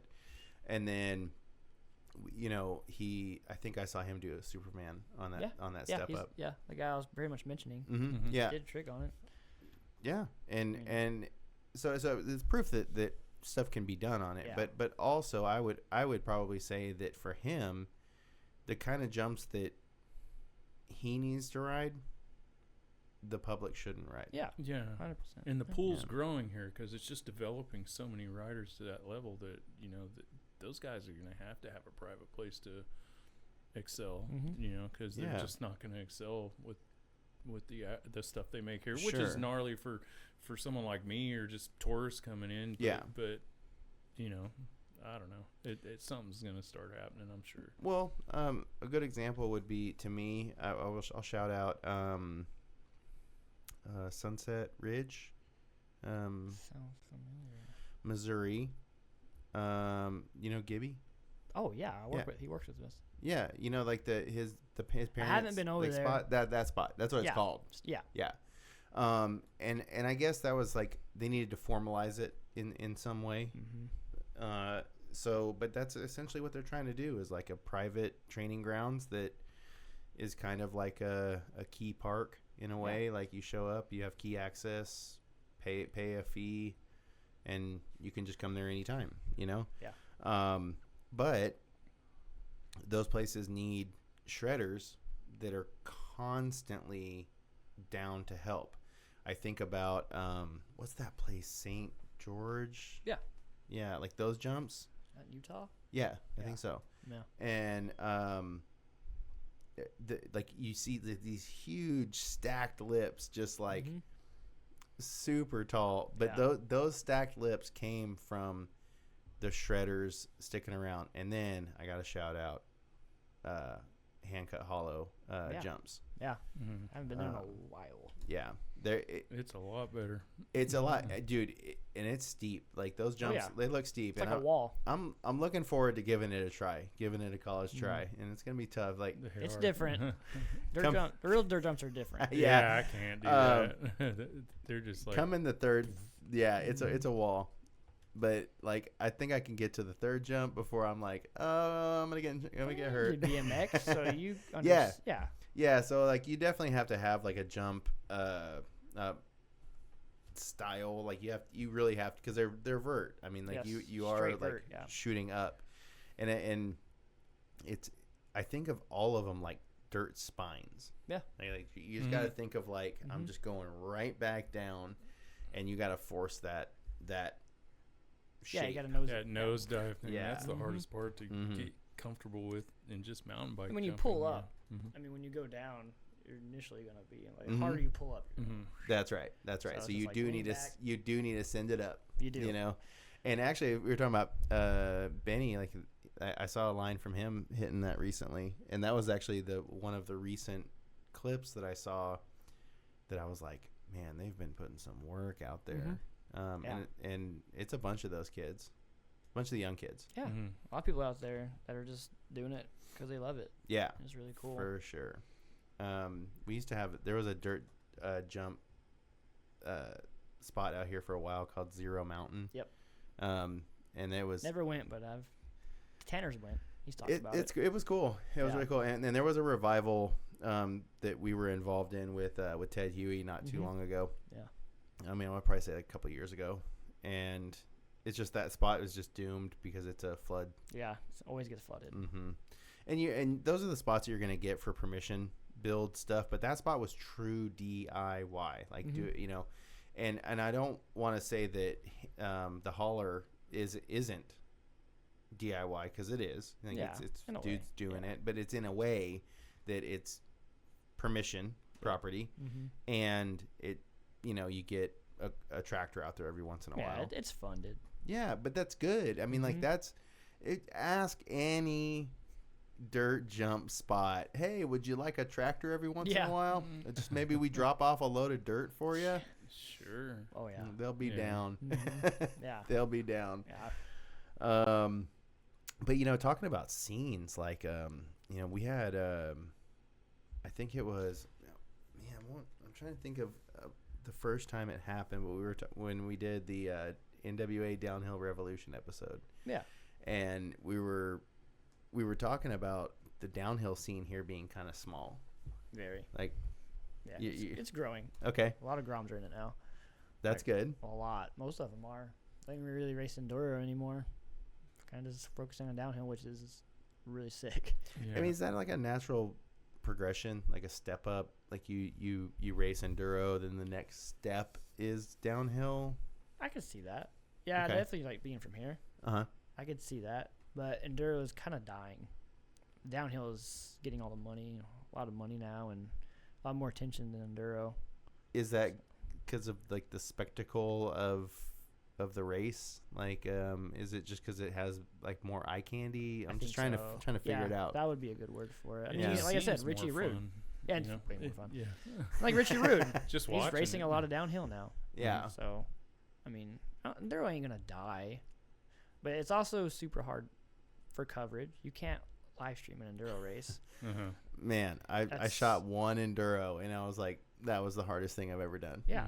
Yeah. Like doing it live too. Live, I can't even. I can imagine the element of adding in live, but like even just pre-tape was hard enough. Yeah. Like it was hard to schedule the filmers, like where everybody's gonna be at when the riders are gonna be there. Yep. But then you look at something like downhill, you got a course. Yep. You put the trail. Filmers on the course. Exactly. Yeah. And then you also get people like Anderson that can they can plot themselves in a place, like they can post up in a place and film. Yeah. And I don't know that you can do that same type of coverage with enduro. No, you can't. No, and I think that's kind of a lot of people are like, why don't you live stream enduro? And it's just like, well, obviously, you can't cover. Let's just say they do 5 stages. Like, how much money that is to cover that? Right. I have an idea. I'm gonna throw it out there to the world. We'll see if we can ever get this to land. Some business person take this idea and run with it. If you're in an area that had cell phone coverage, and we get to a point where devices like an iPad can have a plan, you could get it to where a action camera has a SIM card. Yeah. And then you could sync all the riders up that have have POV cams, and then somebody could switch that live. Yeah, you could. Now, that's a big undertaking, and the logistics of managing how many racers are in an enduro, usually 100, 150? Yeah, I would say that. Something like that? Yeah. So managing 150 different cameras at any one given time be a little tough.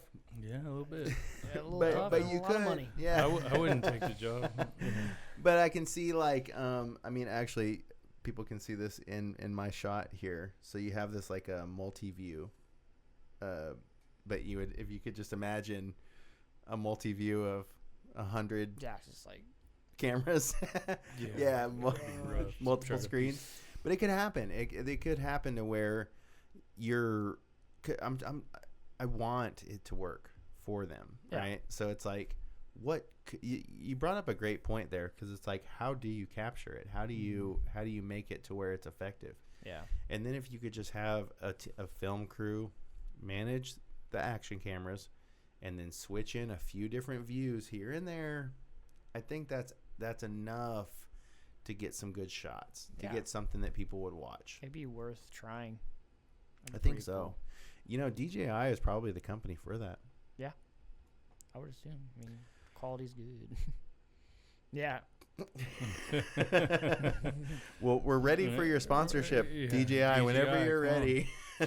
Yeah, now they make e-bike motors too. So I was like, there we go. And you know what? We got a rider here that we could test all this stuff on. Yeah. Put it to the full test. I would not pass it on. No, and honestly, it's funny. I wanted to bring this up earlier. We started the show off talking about GoPro. Yeah. And how you use DJI, and I was blown away by that. I love that it's kind of like GoPro has taken on the name of the action camera, synonymous with GoPro, kind of like how tissue is Kleenex. Could you hand me a Kleenex? Oh, yeah. That got synonymized by it, and then associated as the primary. Yep. And people, when you say GoPro, you mean action camera. Yeah. But you say GoPro, and I think that's it's interesting, because we're in this time now where DJI is a real competitor. Oh, 100%. That's a real competition to GoPro. When is it gonna stop? When are we gonna not stop saying, "Oh, GoPro effect"? Yeah, that's true, right? It's gonna happen. It has to happen, because they've dominated the space for too long, and I don't. It's not like they have a tech. What's a tech monarchy or whatever? They're not. They're clearly not winning completely. Yep. Because they're DJI is making such a statement. I'm looking forward to it. I think that would be a really cool way to. I could see so many different applications to it. We were talking with Anderson on the last show about drifting. Yeah. And I think of having multiple cameras all over the place, and they're all synced with SIM cards. So they're running on a network. That'd be super rad. See it. DJI, cool. Let's go. Let's do it. Let's go. We got a sponsor. We got a writer here. We are ready to sponsor. We're ready to test some stuff out. Yeah, let's do it. Just email us. That'd be so sick. So watching. They're not. We can send it to them though. Yeah, you could. Yeah. I will clip this. I will do that. Worth a try. So speaking on sponsors and speaking on picking up sponsors, how often do you do it? Do you are you constantly thinking about it? Is it something that you just do it as needed, or what's the process look like for managing sponsors for a year, let's say? Basically just go on and just email a lot of companies. And cross your fingers the whole time. Yeah, then whatever comes, you kind of have to take at this point. Yeah. No matter what. It probably comes with obligations too, and then that kind of puts a new dynamic on what you're doing. Yeah, it's just a little helps. A little goes a far way, because it adds up. And you get all these little sponsors, let's just say you get 20% off this, 20% of this, 20%. It's that money adds up. Especially for possibly a race entry. And especially if you need it. If it's something that's necessary. I know people can get sponsored off energy tablets or something. Yeah. And it's that's great. No. But that doesn't, because you probably blow through parts and things all the time. Tires, everything. I'm thinking tires, man. Yeah, and it's a big one. Yeah. The guys at Oz helped me with that. I don't really have a tire sponsorship, but they go through them. You don't got a tire sponsorship? No. Yeah. Can we help, Scott? Can we figure something out? Yeah. Pun intended. Yeah. My wheels are spinning. My tires are spinning. I think you're worthy of it for sure. Yeah. I mean, of the people, that's another thing too that I would say that, there are many people here that are racing. But I do feel like there's something about you that stands out with the acknowledgement. We know you're racing.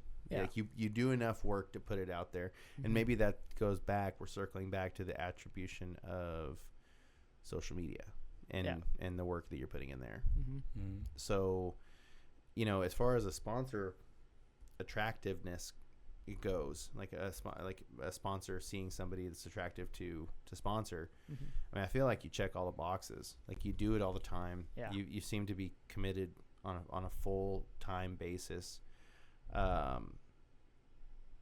He's even on TikTok. Even on TikTok. Yeah. Mm-hmm. I did make a TikTok. I've actually never scrolled. I just literally pop on there. I'm like, okay, cool. I'm on there. Yeah. I need to upload more. But it's basically, I think I use TikTok. I wanted to use TikTok because I really don't upload anymore, but I should. Just to bring more to Instagram. Yeah, I mean, hey, he's on here. Maybe I'll go check out Instagram.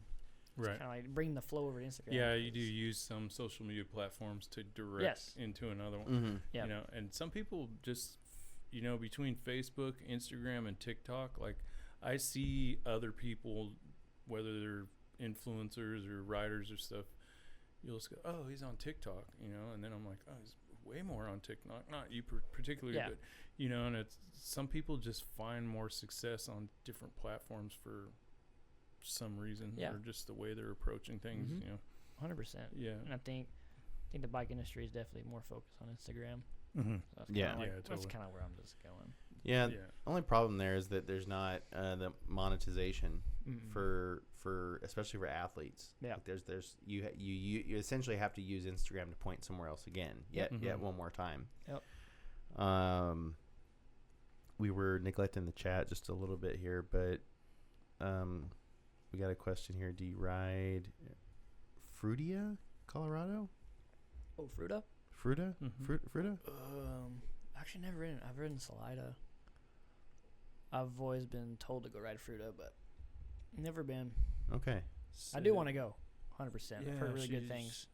Mary says it seems very popular near the Colorado Monument. Not sure. Yeah. Mm-hmm. I've never been in that area, really. Yeah, I want to go to Fruita. Me and my dad have talked about it a lot. Really? Yeah. I mean, a lot of we go to Salida, and a lot of guys from Salida were recommend going to Fruita and stuff. Oh, okay. We got Flipside in the chat. Just entered. Oh. Ben Holler. So Sam was chatting earlier, and I believe this is in reference to when we were talking about syncing the cameras. He said High Tag will do this. Oh, is that true? I mean, I think he's maybe speculating on the possibility of it, but I can see that could be set up. Mm-hmm. I think something could be set up for a shoot, maybe. Well, the challenge is the device has to sync with a SIM card. Yeah. Like it has to be time synced, like world clocked with a SIM card, and then that sends to the network and then sends back, and then you can have some sort of timing, though it be delayed. You can have something, but High Tag would be a company that could do it. I mean, you could just go to a Southern Enduro and do the top 5, top 10 pros. Or just do pros and just practice with pros. I mean, there's not that many that sign up for pro. Usually 10. Mm-hmm. Oh, okay. You could try it out on that. Okay, so Sam says High Tag will have setups for races, specifically streaming all the cameras. Okay. But that's stationary cameras, Sam? Yeah. I would imagine it's stationary cameras. Unless you can hire people to hold them. You can. Well, I mean, you could do like a remote cam. I mean, this used to have to happen back in the day when drones and GoPros didn't exist. Is people had to wear a camera body pack. Basically, you got a battery and all this stuff and a radio, the antenna. But I think that when you talk about companies that could be innovative enough to do this, I would say DJI would be the front. Yeah, I mean they're they're probably an action camera. I mean, they're probably the most advanced. And then signal sending. Yeah. Oh, true. Like with like drones. Drones, yeah. They're already doing that. Mm-hmm. Like essentially, there's some sort of. I know they're GPS synced. I know they are. Oh yeah, 100%. But yeah, I don't know. We're really figuring stuff out on this show. Can make it happen, guys. Yeah, I think we got some networking to do. That's right. Well, yeah. So, like, what races do you have that are coming up? What's next on your agenda? Monster Energy at Mountain Creek, New Jersey. Yeah. It's I don't know what the track looks like this year. I didn't race it last year, but it's pretty brutal. Really? It's pretty brutal. Very rocky. Yeah. Some big hits. Yeah. And by the time you're at the bottom, you can't even peel your hands off the bars. Yeah. Love it. Yeah. Love it. That's that a tough experience. course. Yeah. Yeah. I love it though. It's really good. Yeah. That'll be cool. When's that happening? Pretty much a month from now. Oh, okay. Yeah, pretty much about 4 weeks out. You know, nice to have a break. Do they live stream it anywhere? Or what is so, the Co-op, I forgot. I think it's Co-op is the name of the brand. Mm-hmm. They do, they do. It's not real live streams. It's like replays. Oh, okay. So, they do it for Downhill Southeast. Pretty much almost every downhill race now. That's like Down Southeast, Monster Energy, and I'm pretty sure they do nationals. They do, like basically like he said, but people are holding cameras. They'll usually do whoever qualifies top 8. Mm-hmm. And in the bigger races, like Monster Energy would be like top 10. Oh, okay. Whoever qualifies for that is going to be in the live replay. Oh, that's right. Yeah. I've seen this. So they do a really good job. I've actually helped them out once at Windrock when I broke my wrist. Had nothing to do, so I went over there and held a camera. Oh, cool. Filmed finals and so they're just focusing on the top 8. You said. Yeah. And that I imagine mainly that is just managing footage because it's like you can't just film everybody. We've tried because they usually come out with it. They comes out the next day, so they work on it as soon as the race ends, and they're impressive. Yeah, that's like their goal. Yeah, they usually do it. That's super impressive because it's like it's not easy to capture all that footage, edit that footage, make it to where it's like viewable for people. Yeah, and they have people, the announcers or whatever. It sounds like a real live race. Oh, right, gotcha. Right. So they announce it. I think they'll watch it like on the computer and then like announce or like as they were watching. I'm watching this, dude. I gotta check this out. I gotta check this out. Rock Creek. Okay. Rock Creek. Or in Tennessee Nationals. Actually. So they covered that. Okay. Yes, Tennessee Nationals is actually a really good one. Okay. That's a good one to watch. That's interesting. Yeah, we'll have to check that out. They do a really good job. So it's like I can kind of see like a company like Sam brought up High Tag. Mm-hmm. I really feel like they could expand into a company similar to like the company you were referencing. Yeah, that'd be cool. Networking cameras, capturing that footage, and maybe collaborating with another video company in the area or something like that. I mean, in Arkansas Enduro Series, I'm sure Monster is the main sponsor. They would probably like have a banner in the background and all that stuff. I mean, I'm sure they'll like it. Yeah, that'd be cool. Interesting. I think that would happen. Man, they just somebody needs to put us on the board of something. I've always thought about like live streaming a race. It's like Arkansas Enduro or whatever. Yeah. But guys, it's actually gonna happen. Well, I mean, like we'll cover, and we actually not even just multiple people will cover the race. Yeah. And then you collect the footage and then you do something after. Yeah. But like live stream, I mean, even this show, this is not easy to just. No, this is a lot of shit. Make it all just a lot work. There's so much technical things that can go wrong. It just you just got to make sure. There's a ton, and so like thinking about that when it comes to races, there is companies that already do this. Like we were talking about drifting. Yeah. Like there are people that cover, like there are like video crew teams that, but then that goes into the cost of doing the event. Oh yeah. And I know that I imagine that those purses that you are getting for first, second, third could be more. Oh yeah. Or maybe like you said, 4th and 5th could get a little money, you know? And so it's like, I imagine that, you know, and this is actually, it's a great precursor because we are going to have Arkansas Enduro on in the season. And kind of talking about like, how do you divide the funds up to where it's like, you know, you have a certain amount of money that you have to operate the event, but then, you know, you're trying to get the riders some money, like the people on the podium. Yeah, people complain about race entries, but you gotta realize they got people to pay, you know, prize money, and then like a Monster Energy race. Yeah, it's like $215. Okay. But it's a quality race. You're getting, like, it's ran so smoothly, and then the payout's good. And then they got to understand that. And then, like, the race plate you get is like a full ODI, like plastic race plate. So that's it's like cool. So it's like, it's good.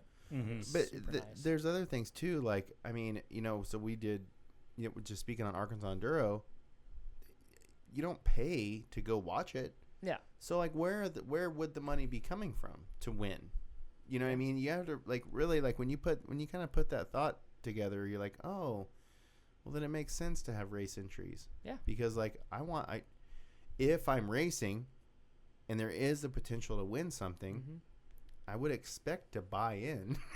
Yeah. You know, and sometimes like they're on $110. That's too much, you know, and it's like, but it's a whole weekend. Like you could go out to dinner and to a bar after and spend $110 exactly easy. Yep. And you know, and you had a whole weekend experience of fun and just doing something. And it's like, I always try to point that out to people. I'm like, come on, man, you wasted $110 on something way more ridiculous. Yeah, right. You know, like, and then they're like, oh, that's probably right. I'll do it. Let's do it. And I'm like, oh, God. Yeah. I told exactly. Yeah. So and it also forces there's something to be said about the commitment. Like you put the money down, you're like, I'm gonna be there. Yeah. You know. Yeah, and I mean, come on, man. Yeah. You got this whole. It's all fenced in. You got your monster. You got some tents and music and stuff. It's like, come on, man. There's not that big of a contribution. And knowing that there are people that are putting money behind it. I mean, like you said, like Monster putting some money down. Red Bull being involved in a lot of this stuff. I mean, they are injecting funds into this, and you know, the exposure really helps because all that's going to do is make it to where you guys actually make more when you race and win. Exactly. You know, I think they're fun. Races in general. Yeah, I thought I didn't until we just started dabbling in it and everybody wanted to do it, and I was like, walked away that whole week. Even though I didn't walk away the last one, but you didn't walk. No, you didn't I walk. got carried out of one of them, but yeah, but still, I had a blast. I was like, oh, it was a lot of fun. Yeah. But anyways, have you ever left in the ambulance from one of these races? Yes. No. You knock on that wood. That's real wood. Yeah. I refused one because I didn't want to pay. But I don't blame you, dude. Yeah. It's just expensive. But it's like, you know, that's we've talked about this before too, about like you know, there's the hobby element to this too, where it's like, you know, this is your hobby. Yeah. And I mean, you're like we talked about earlier, you're gonna spend your money on something, right? It's like, well, what am I doing this week? What are we doing next month? You know, like I might as well be involved in these races, and you're also like really fast. So like the fact that, I mean, that's another thing too. I imagine that at your level, you have to leave to find competition. Yeah, like especially in downhill. Yeah. Do you find that any other Northwest Arkansas people are doing the same? Yeah, you got Finn, Declan. Well, yeah. Kaiser. Yep. Definitely seen. Well, Kelton, if he wasn't, he didn't break his back. Yeah, I know. All kinds of kids are. I love it. I'm talking about the youth, though. Yeah. So there's so many of them now. It's like it's competitive. You know, even the Arkansas Enduro Series. You're like, man, I'm watching this pro series. It's gonna be a good one. You know, just each like course. You know, not just like per day, but just like the stages. Yeah, I was like into it. I was watching that one, like who won this one, who won that one. Yeah, the times and stuff. It's really fun to watch. Well, what about I believe the kids will go, but like, are there people adults that you find that are following these races like you are? My buddy Ryan Voigt. Seen that name before. Yeah, he's doing all downhill southeast. Steve Mullen from Tulsa. Steve Mullen. Yeah, he's rad. Yeah, he's done. He did what did he do? Rock Creek. Did Rock Creek. Cool. From our area, not really. Besides all the younger kids. Besides me, really don't remember. No. Oh well, my buddy Tanner. Tanner. Okay. Tanner will do it. Like, yeah. But he does. It seems like he's down to like, he's not afraid to enter a big race like that. No. Yeah. No, he mostly does like out west. Okay. That's where he grew up, riding. Like, okay. when he used to race a lot. Gotcha. But yeah, he hasn't really done any East races yet since he got back into it. Okay. But trying to convince him. He's so good, man. He's talented he's in every just, way. He's got it. He does. And I mean, that car he's got too. Oh, I know. The R32.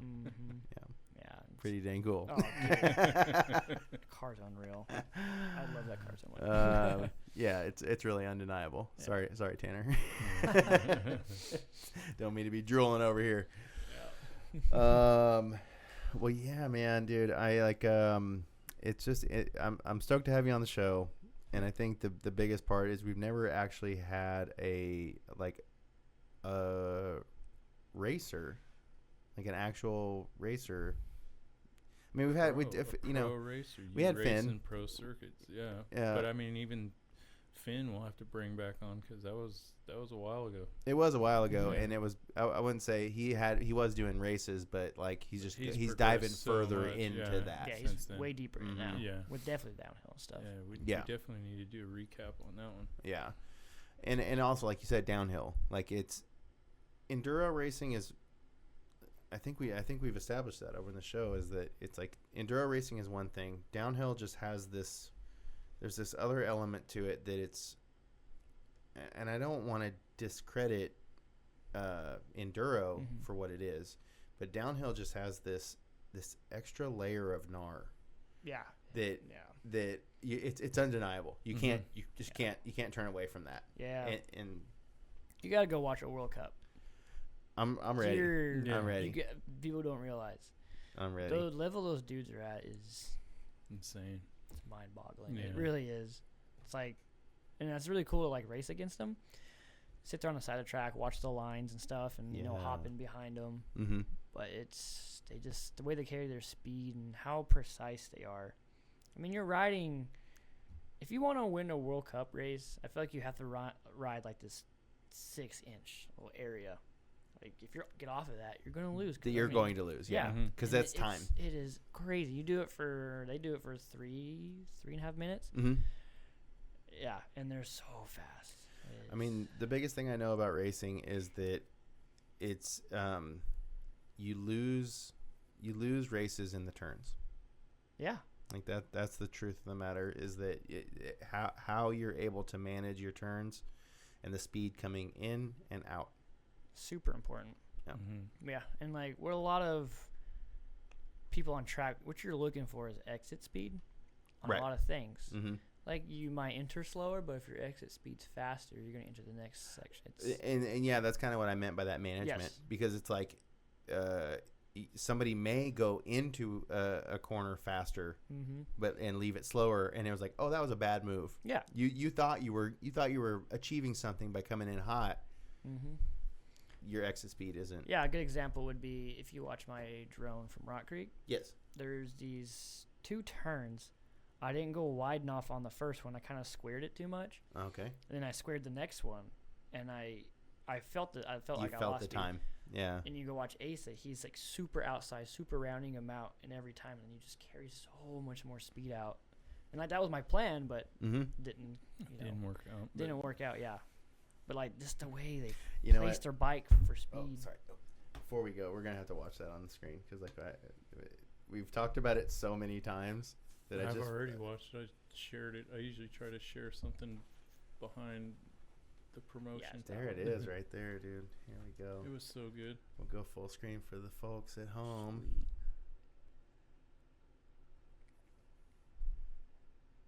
Sweet. Yeah, people were pulling from this to that. Oh, really? Yeah. And I went over the bars right there at the last one. See this? I like squared this one off and then squared that one off. That one off. I feel like if I would have rounded it out, I felt like my tire lost air from a shrap up above. So. Okay. Yep. Yeah, if you just compare that one more time.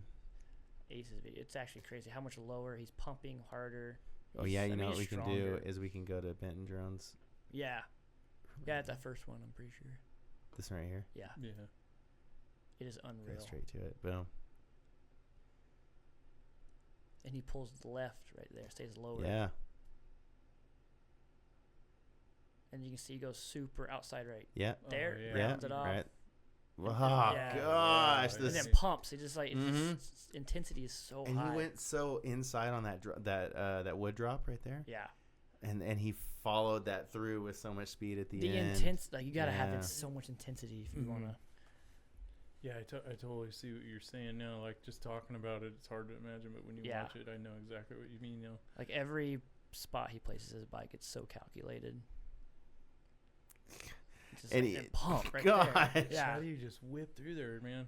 Yeah. Dang, it's crazy. I wish he could have got the whole run because it is actually unreal. But this is like the bottom section. Yeah. I guess it was what it was. Yeah. That's cool. Yeah, watch yours one more time, though. Yeah. And it's interesting, too, because that one, like you actually did call it. It's this center section here was all the difference between your two, the lines. Yeah, and pumped that super hard. He was able to pre-hop and pump the downside of that roller. I went inside right here. Yep. He rounded it out, which probably helped him with speed. Yeah. But it was a little windy that day, so I was a little scared. I have PTSD from hitting jumps in the wind. Yeah. We got to get this one going. Oh, yeah. We got to throw this one in. We so talked about this one, too. Yeah. I love his track so much. Yeah, and you were talking about like how wide they are. Like it looks so fun, man. It's amazing. In the race run, I went off track pretty much right there. Well, I didn't go off track, but it was wet. out enough. Yeah, out enough. Yeah. This is really cool because you go inside. Mm-hmm. This is like kind of what I mean. A super wide, pick your line. Yes, and that changes so much of the variables of everybody's time. Yeah.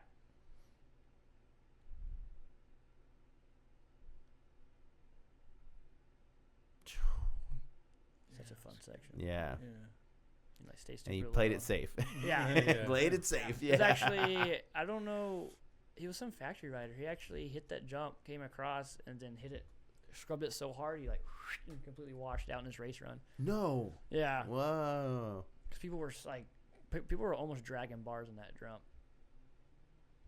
It was actually crazy. Yeah. Try to put a little intensity in the seating run, but I didn't try to go too much. Like when I got to the bottom, I was like, I should be probably a little bit more tired than this. so like that told you that you're like, I should have went harder. I should have pushed a little harder. Yeah, lately, like I would say most of this year is like I get to the bottom of my race run. It's just like you had energy. Yeah, I was like, I didn't put enough intensity because in the back of my head, it's just little demons you're fighting. Mm-hmm. Right. But it's like kind of knowing that you have more in the tank to give. Yeah, that's good, man. That means that there's more to gain to build upon. Yeah. Mm-hmm. You know. That little part seemed a little. It's so tricky. Yeah. Because you have to. Reason I went not off the track, but like went super low because there's this spot definitely after it rained because this is seating, so it rains so much at night. Before. Oh yeah. It was really slippery. I'd heard, yeah. And on that section, there's a loam that's super good for like a patch. Probably I don't know, like 3 feet long. That's loam. That's super good braking. But after that, it's just slick. So I ended up braking pretty much on the slick part and just cooked past because I was trying to be super patient in that spot because I knew it was going to be very slippery. Yeah, it seems super technical. Yeah. Right there, you got to like kind of swing high, cut through the middle, and then try to stay in that middle line because if you get sunken low, you got blown out. Oh, okay. Like there used to be, you'd be able to hold you pretty well, but I mean, when you have that many racers, Yeah, and this dirt looks so fresh. Oh yeah. I mean that dirt. Yeah, no, I mean, it's that. like when you get that fresh cut and then you get a little rain on it, like it's good. Yeah. Yeah, it was a fresh track. That's nice. And this was recently reworked, right? Yeah. I can't remember. Pretty much were building up all the way up until the weekend. Was it YTech that did it? I think YTech did it. Yeah. Yeah. A lot of this, so a lot of these sections were already there. Like this wood is new. And then this turn up, all this is new. That's new, yeah. But when you get into these whoops, that you can see I think I doubled. Took this section here. So there used to be, all this is old. Yeah. But it just got refreshed. Mm-hmm. Right. Which is super cool to be back because I missed it. Mm-hmm. I love the Redneck Ravine, but the Red Bull Ravine, it's cool. Like there's the Red Bull Ravine, like this is the Red Bull Ravine, but across the creek on the other side it was the Redneck Ravine, and like a similar line. Yeah, it was just like jumps. It was like okay. You with 1, 2, 3, like 4 jumps, but they were so like, and it had like a log jump on it too, but they were super inconsistent, so it was kind of scary during the race. Yeah. Because you'd have to like scrub one super hard and then need enough speed for the next one and then scrub the next one hard. Right.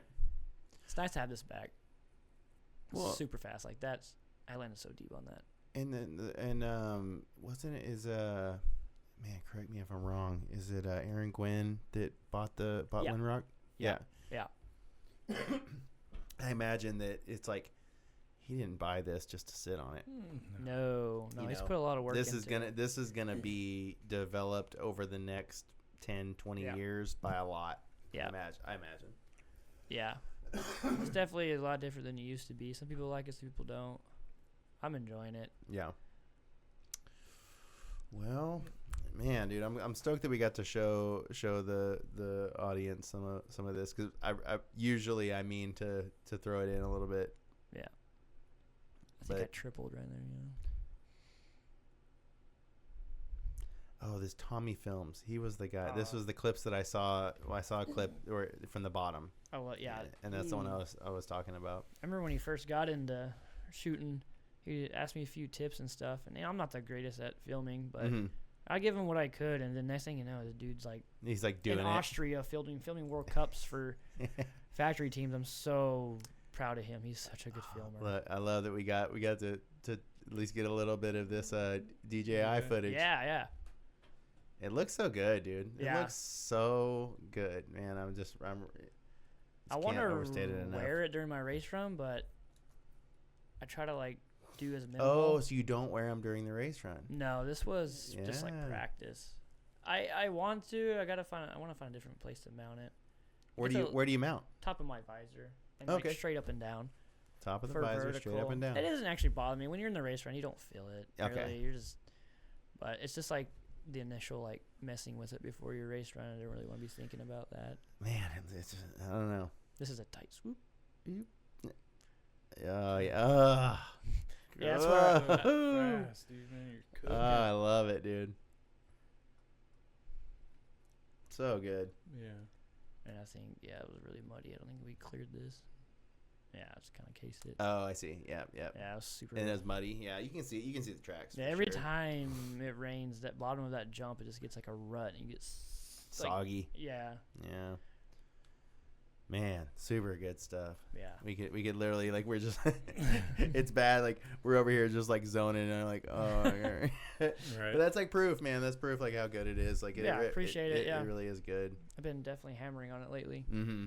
So I'm gonna keep at it and try to make improvements. Keep at it, dude. I've been finding what works and doesn't. Mm-hmm. And I think it's paying off. Yeah. Well, I mean, if you can consistently like tweak on something, eventually that tweaking it pays off. Mm-hmm. Yeah, I think like examples like Mark Matthews was a good, like that's who I wanted, like basically what I was trying to go after. Yeah. Yeah, I love his POVs. His riding is so good. Man, the trails are insane. Now that you said that, like I can see it. Yeah, I can see like his inspiration. I've always wanted to do that. So I had the GoPro 360, and then both screens are super scratched and it's super blurry. I could get decent clips on it, and then I forgot who it was. I think it was Jared Morgan that actually recommended me DJI, and also Anderson. Okay. And I was like, actually, I would give that a go. Man, if both of those dudes are backing it, then I think you better listen. Exactly. And I was like, okay, fine, I'll do that. Yeah. It shows. I can definitely say it shows. I've been enjoying it. Yeah. Super fun. Well, man, we made 2 hours. Sweet. We did fast. It. Yeah, it happens. It does. But talking mountain bikes, it's easy. Oh yeah, so easy. Yeah. Well, I'm sure that everybody's gonna be watching you, man. We're rooting you on, wanting to see a local win. Yeah, I'm gonna watch the next one. Yeah. If you make the replay cut, let us know, man. Yeah. I do have one. Pump that out. It was where was it? What track? Sugar. Yeah, but I ended up hitting a tree, and it was literally the most slippery conditions I've ever raced in. Yeah, it was insane. And that's when they shoot you. Yeah, then great, right? Yeah, it's sliding down the hill. You can't even get up. You're just falling. Meanwhile, they're like, "This is some great footage. Yeah. Keep sliding." Yeah, exactly. Yeah, I've almost made the cut a few times, but gotta get that podium. That's really what it comes down. Yeah. Or you said 8. Top around 8. The top 8. Yeah, 8 something. to 10. 8. Yeah, right. 8 to 10. Yeah.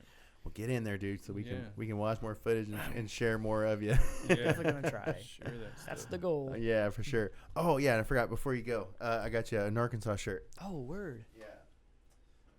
Gotta. If you're gonna be on the show, you gotta represent. I'm gonna get this thing really sweaty and stinky. There we go. That's I think what they're for. We're pretty certain that people sweat profusely in our clothes. So that's what I'm gonna do in this. That's sick. I hit trees for sure too. Yeah, Scott hits trees. I hit trees too. I hit a couple trees. I've had my fair share. Yeah. I think it's mandatory. We tell people when they ride, new riders, it's not about if you fall. It's when you fall. If you haven't hit trees, you're not doing it right. You are going to hit a tree. Because we're definitely Star Wars, Empire Strikes Back, speeder bike. Oh yeah. Going that tunnel vision forever. Yeah. All right. Well, man, thanks for everybody hanging in the chat with us. Sam, mucho apreciado. Ben, dude, Flipside, get you a Flipside snack water bottle. What is it called, Ben? There's a fancy name for it, right? Yep. He's got snack a new one hydration. Coming out. Stay tuned. He's got a new one coming out. Oh shit. Okay. It's gonna be more bike friendly, I think. Oh, gotcha. Oh, okay. Yeah. Okay. Living in the mountain bike capital of the world, trademark. Yeah. You get to learn stuff. And he's here learning stuff. Yeah, it's a super good idea. Yeah. It's awesome. I like it. All right, we're gonna let you guys go. Thanks, Jared. Thanks, man. Appreciate Thanks, guys. Seriously. Super cool. Thanks for waiting for me. Nah, don't worry about it, dude. It's natural. It went natural. It went naturally Gnar. Naturally Gnar. Yep. Super sick, man. All right, we'll see you guys later. I appreciate it.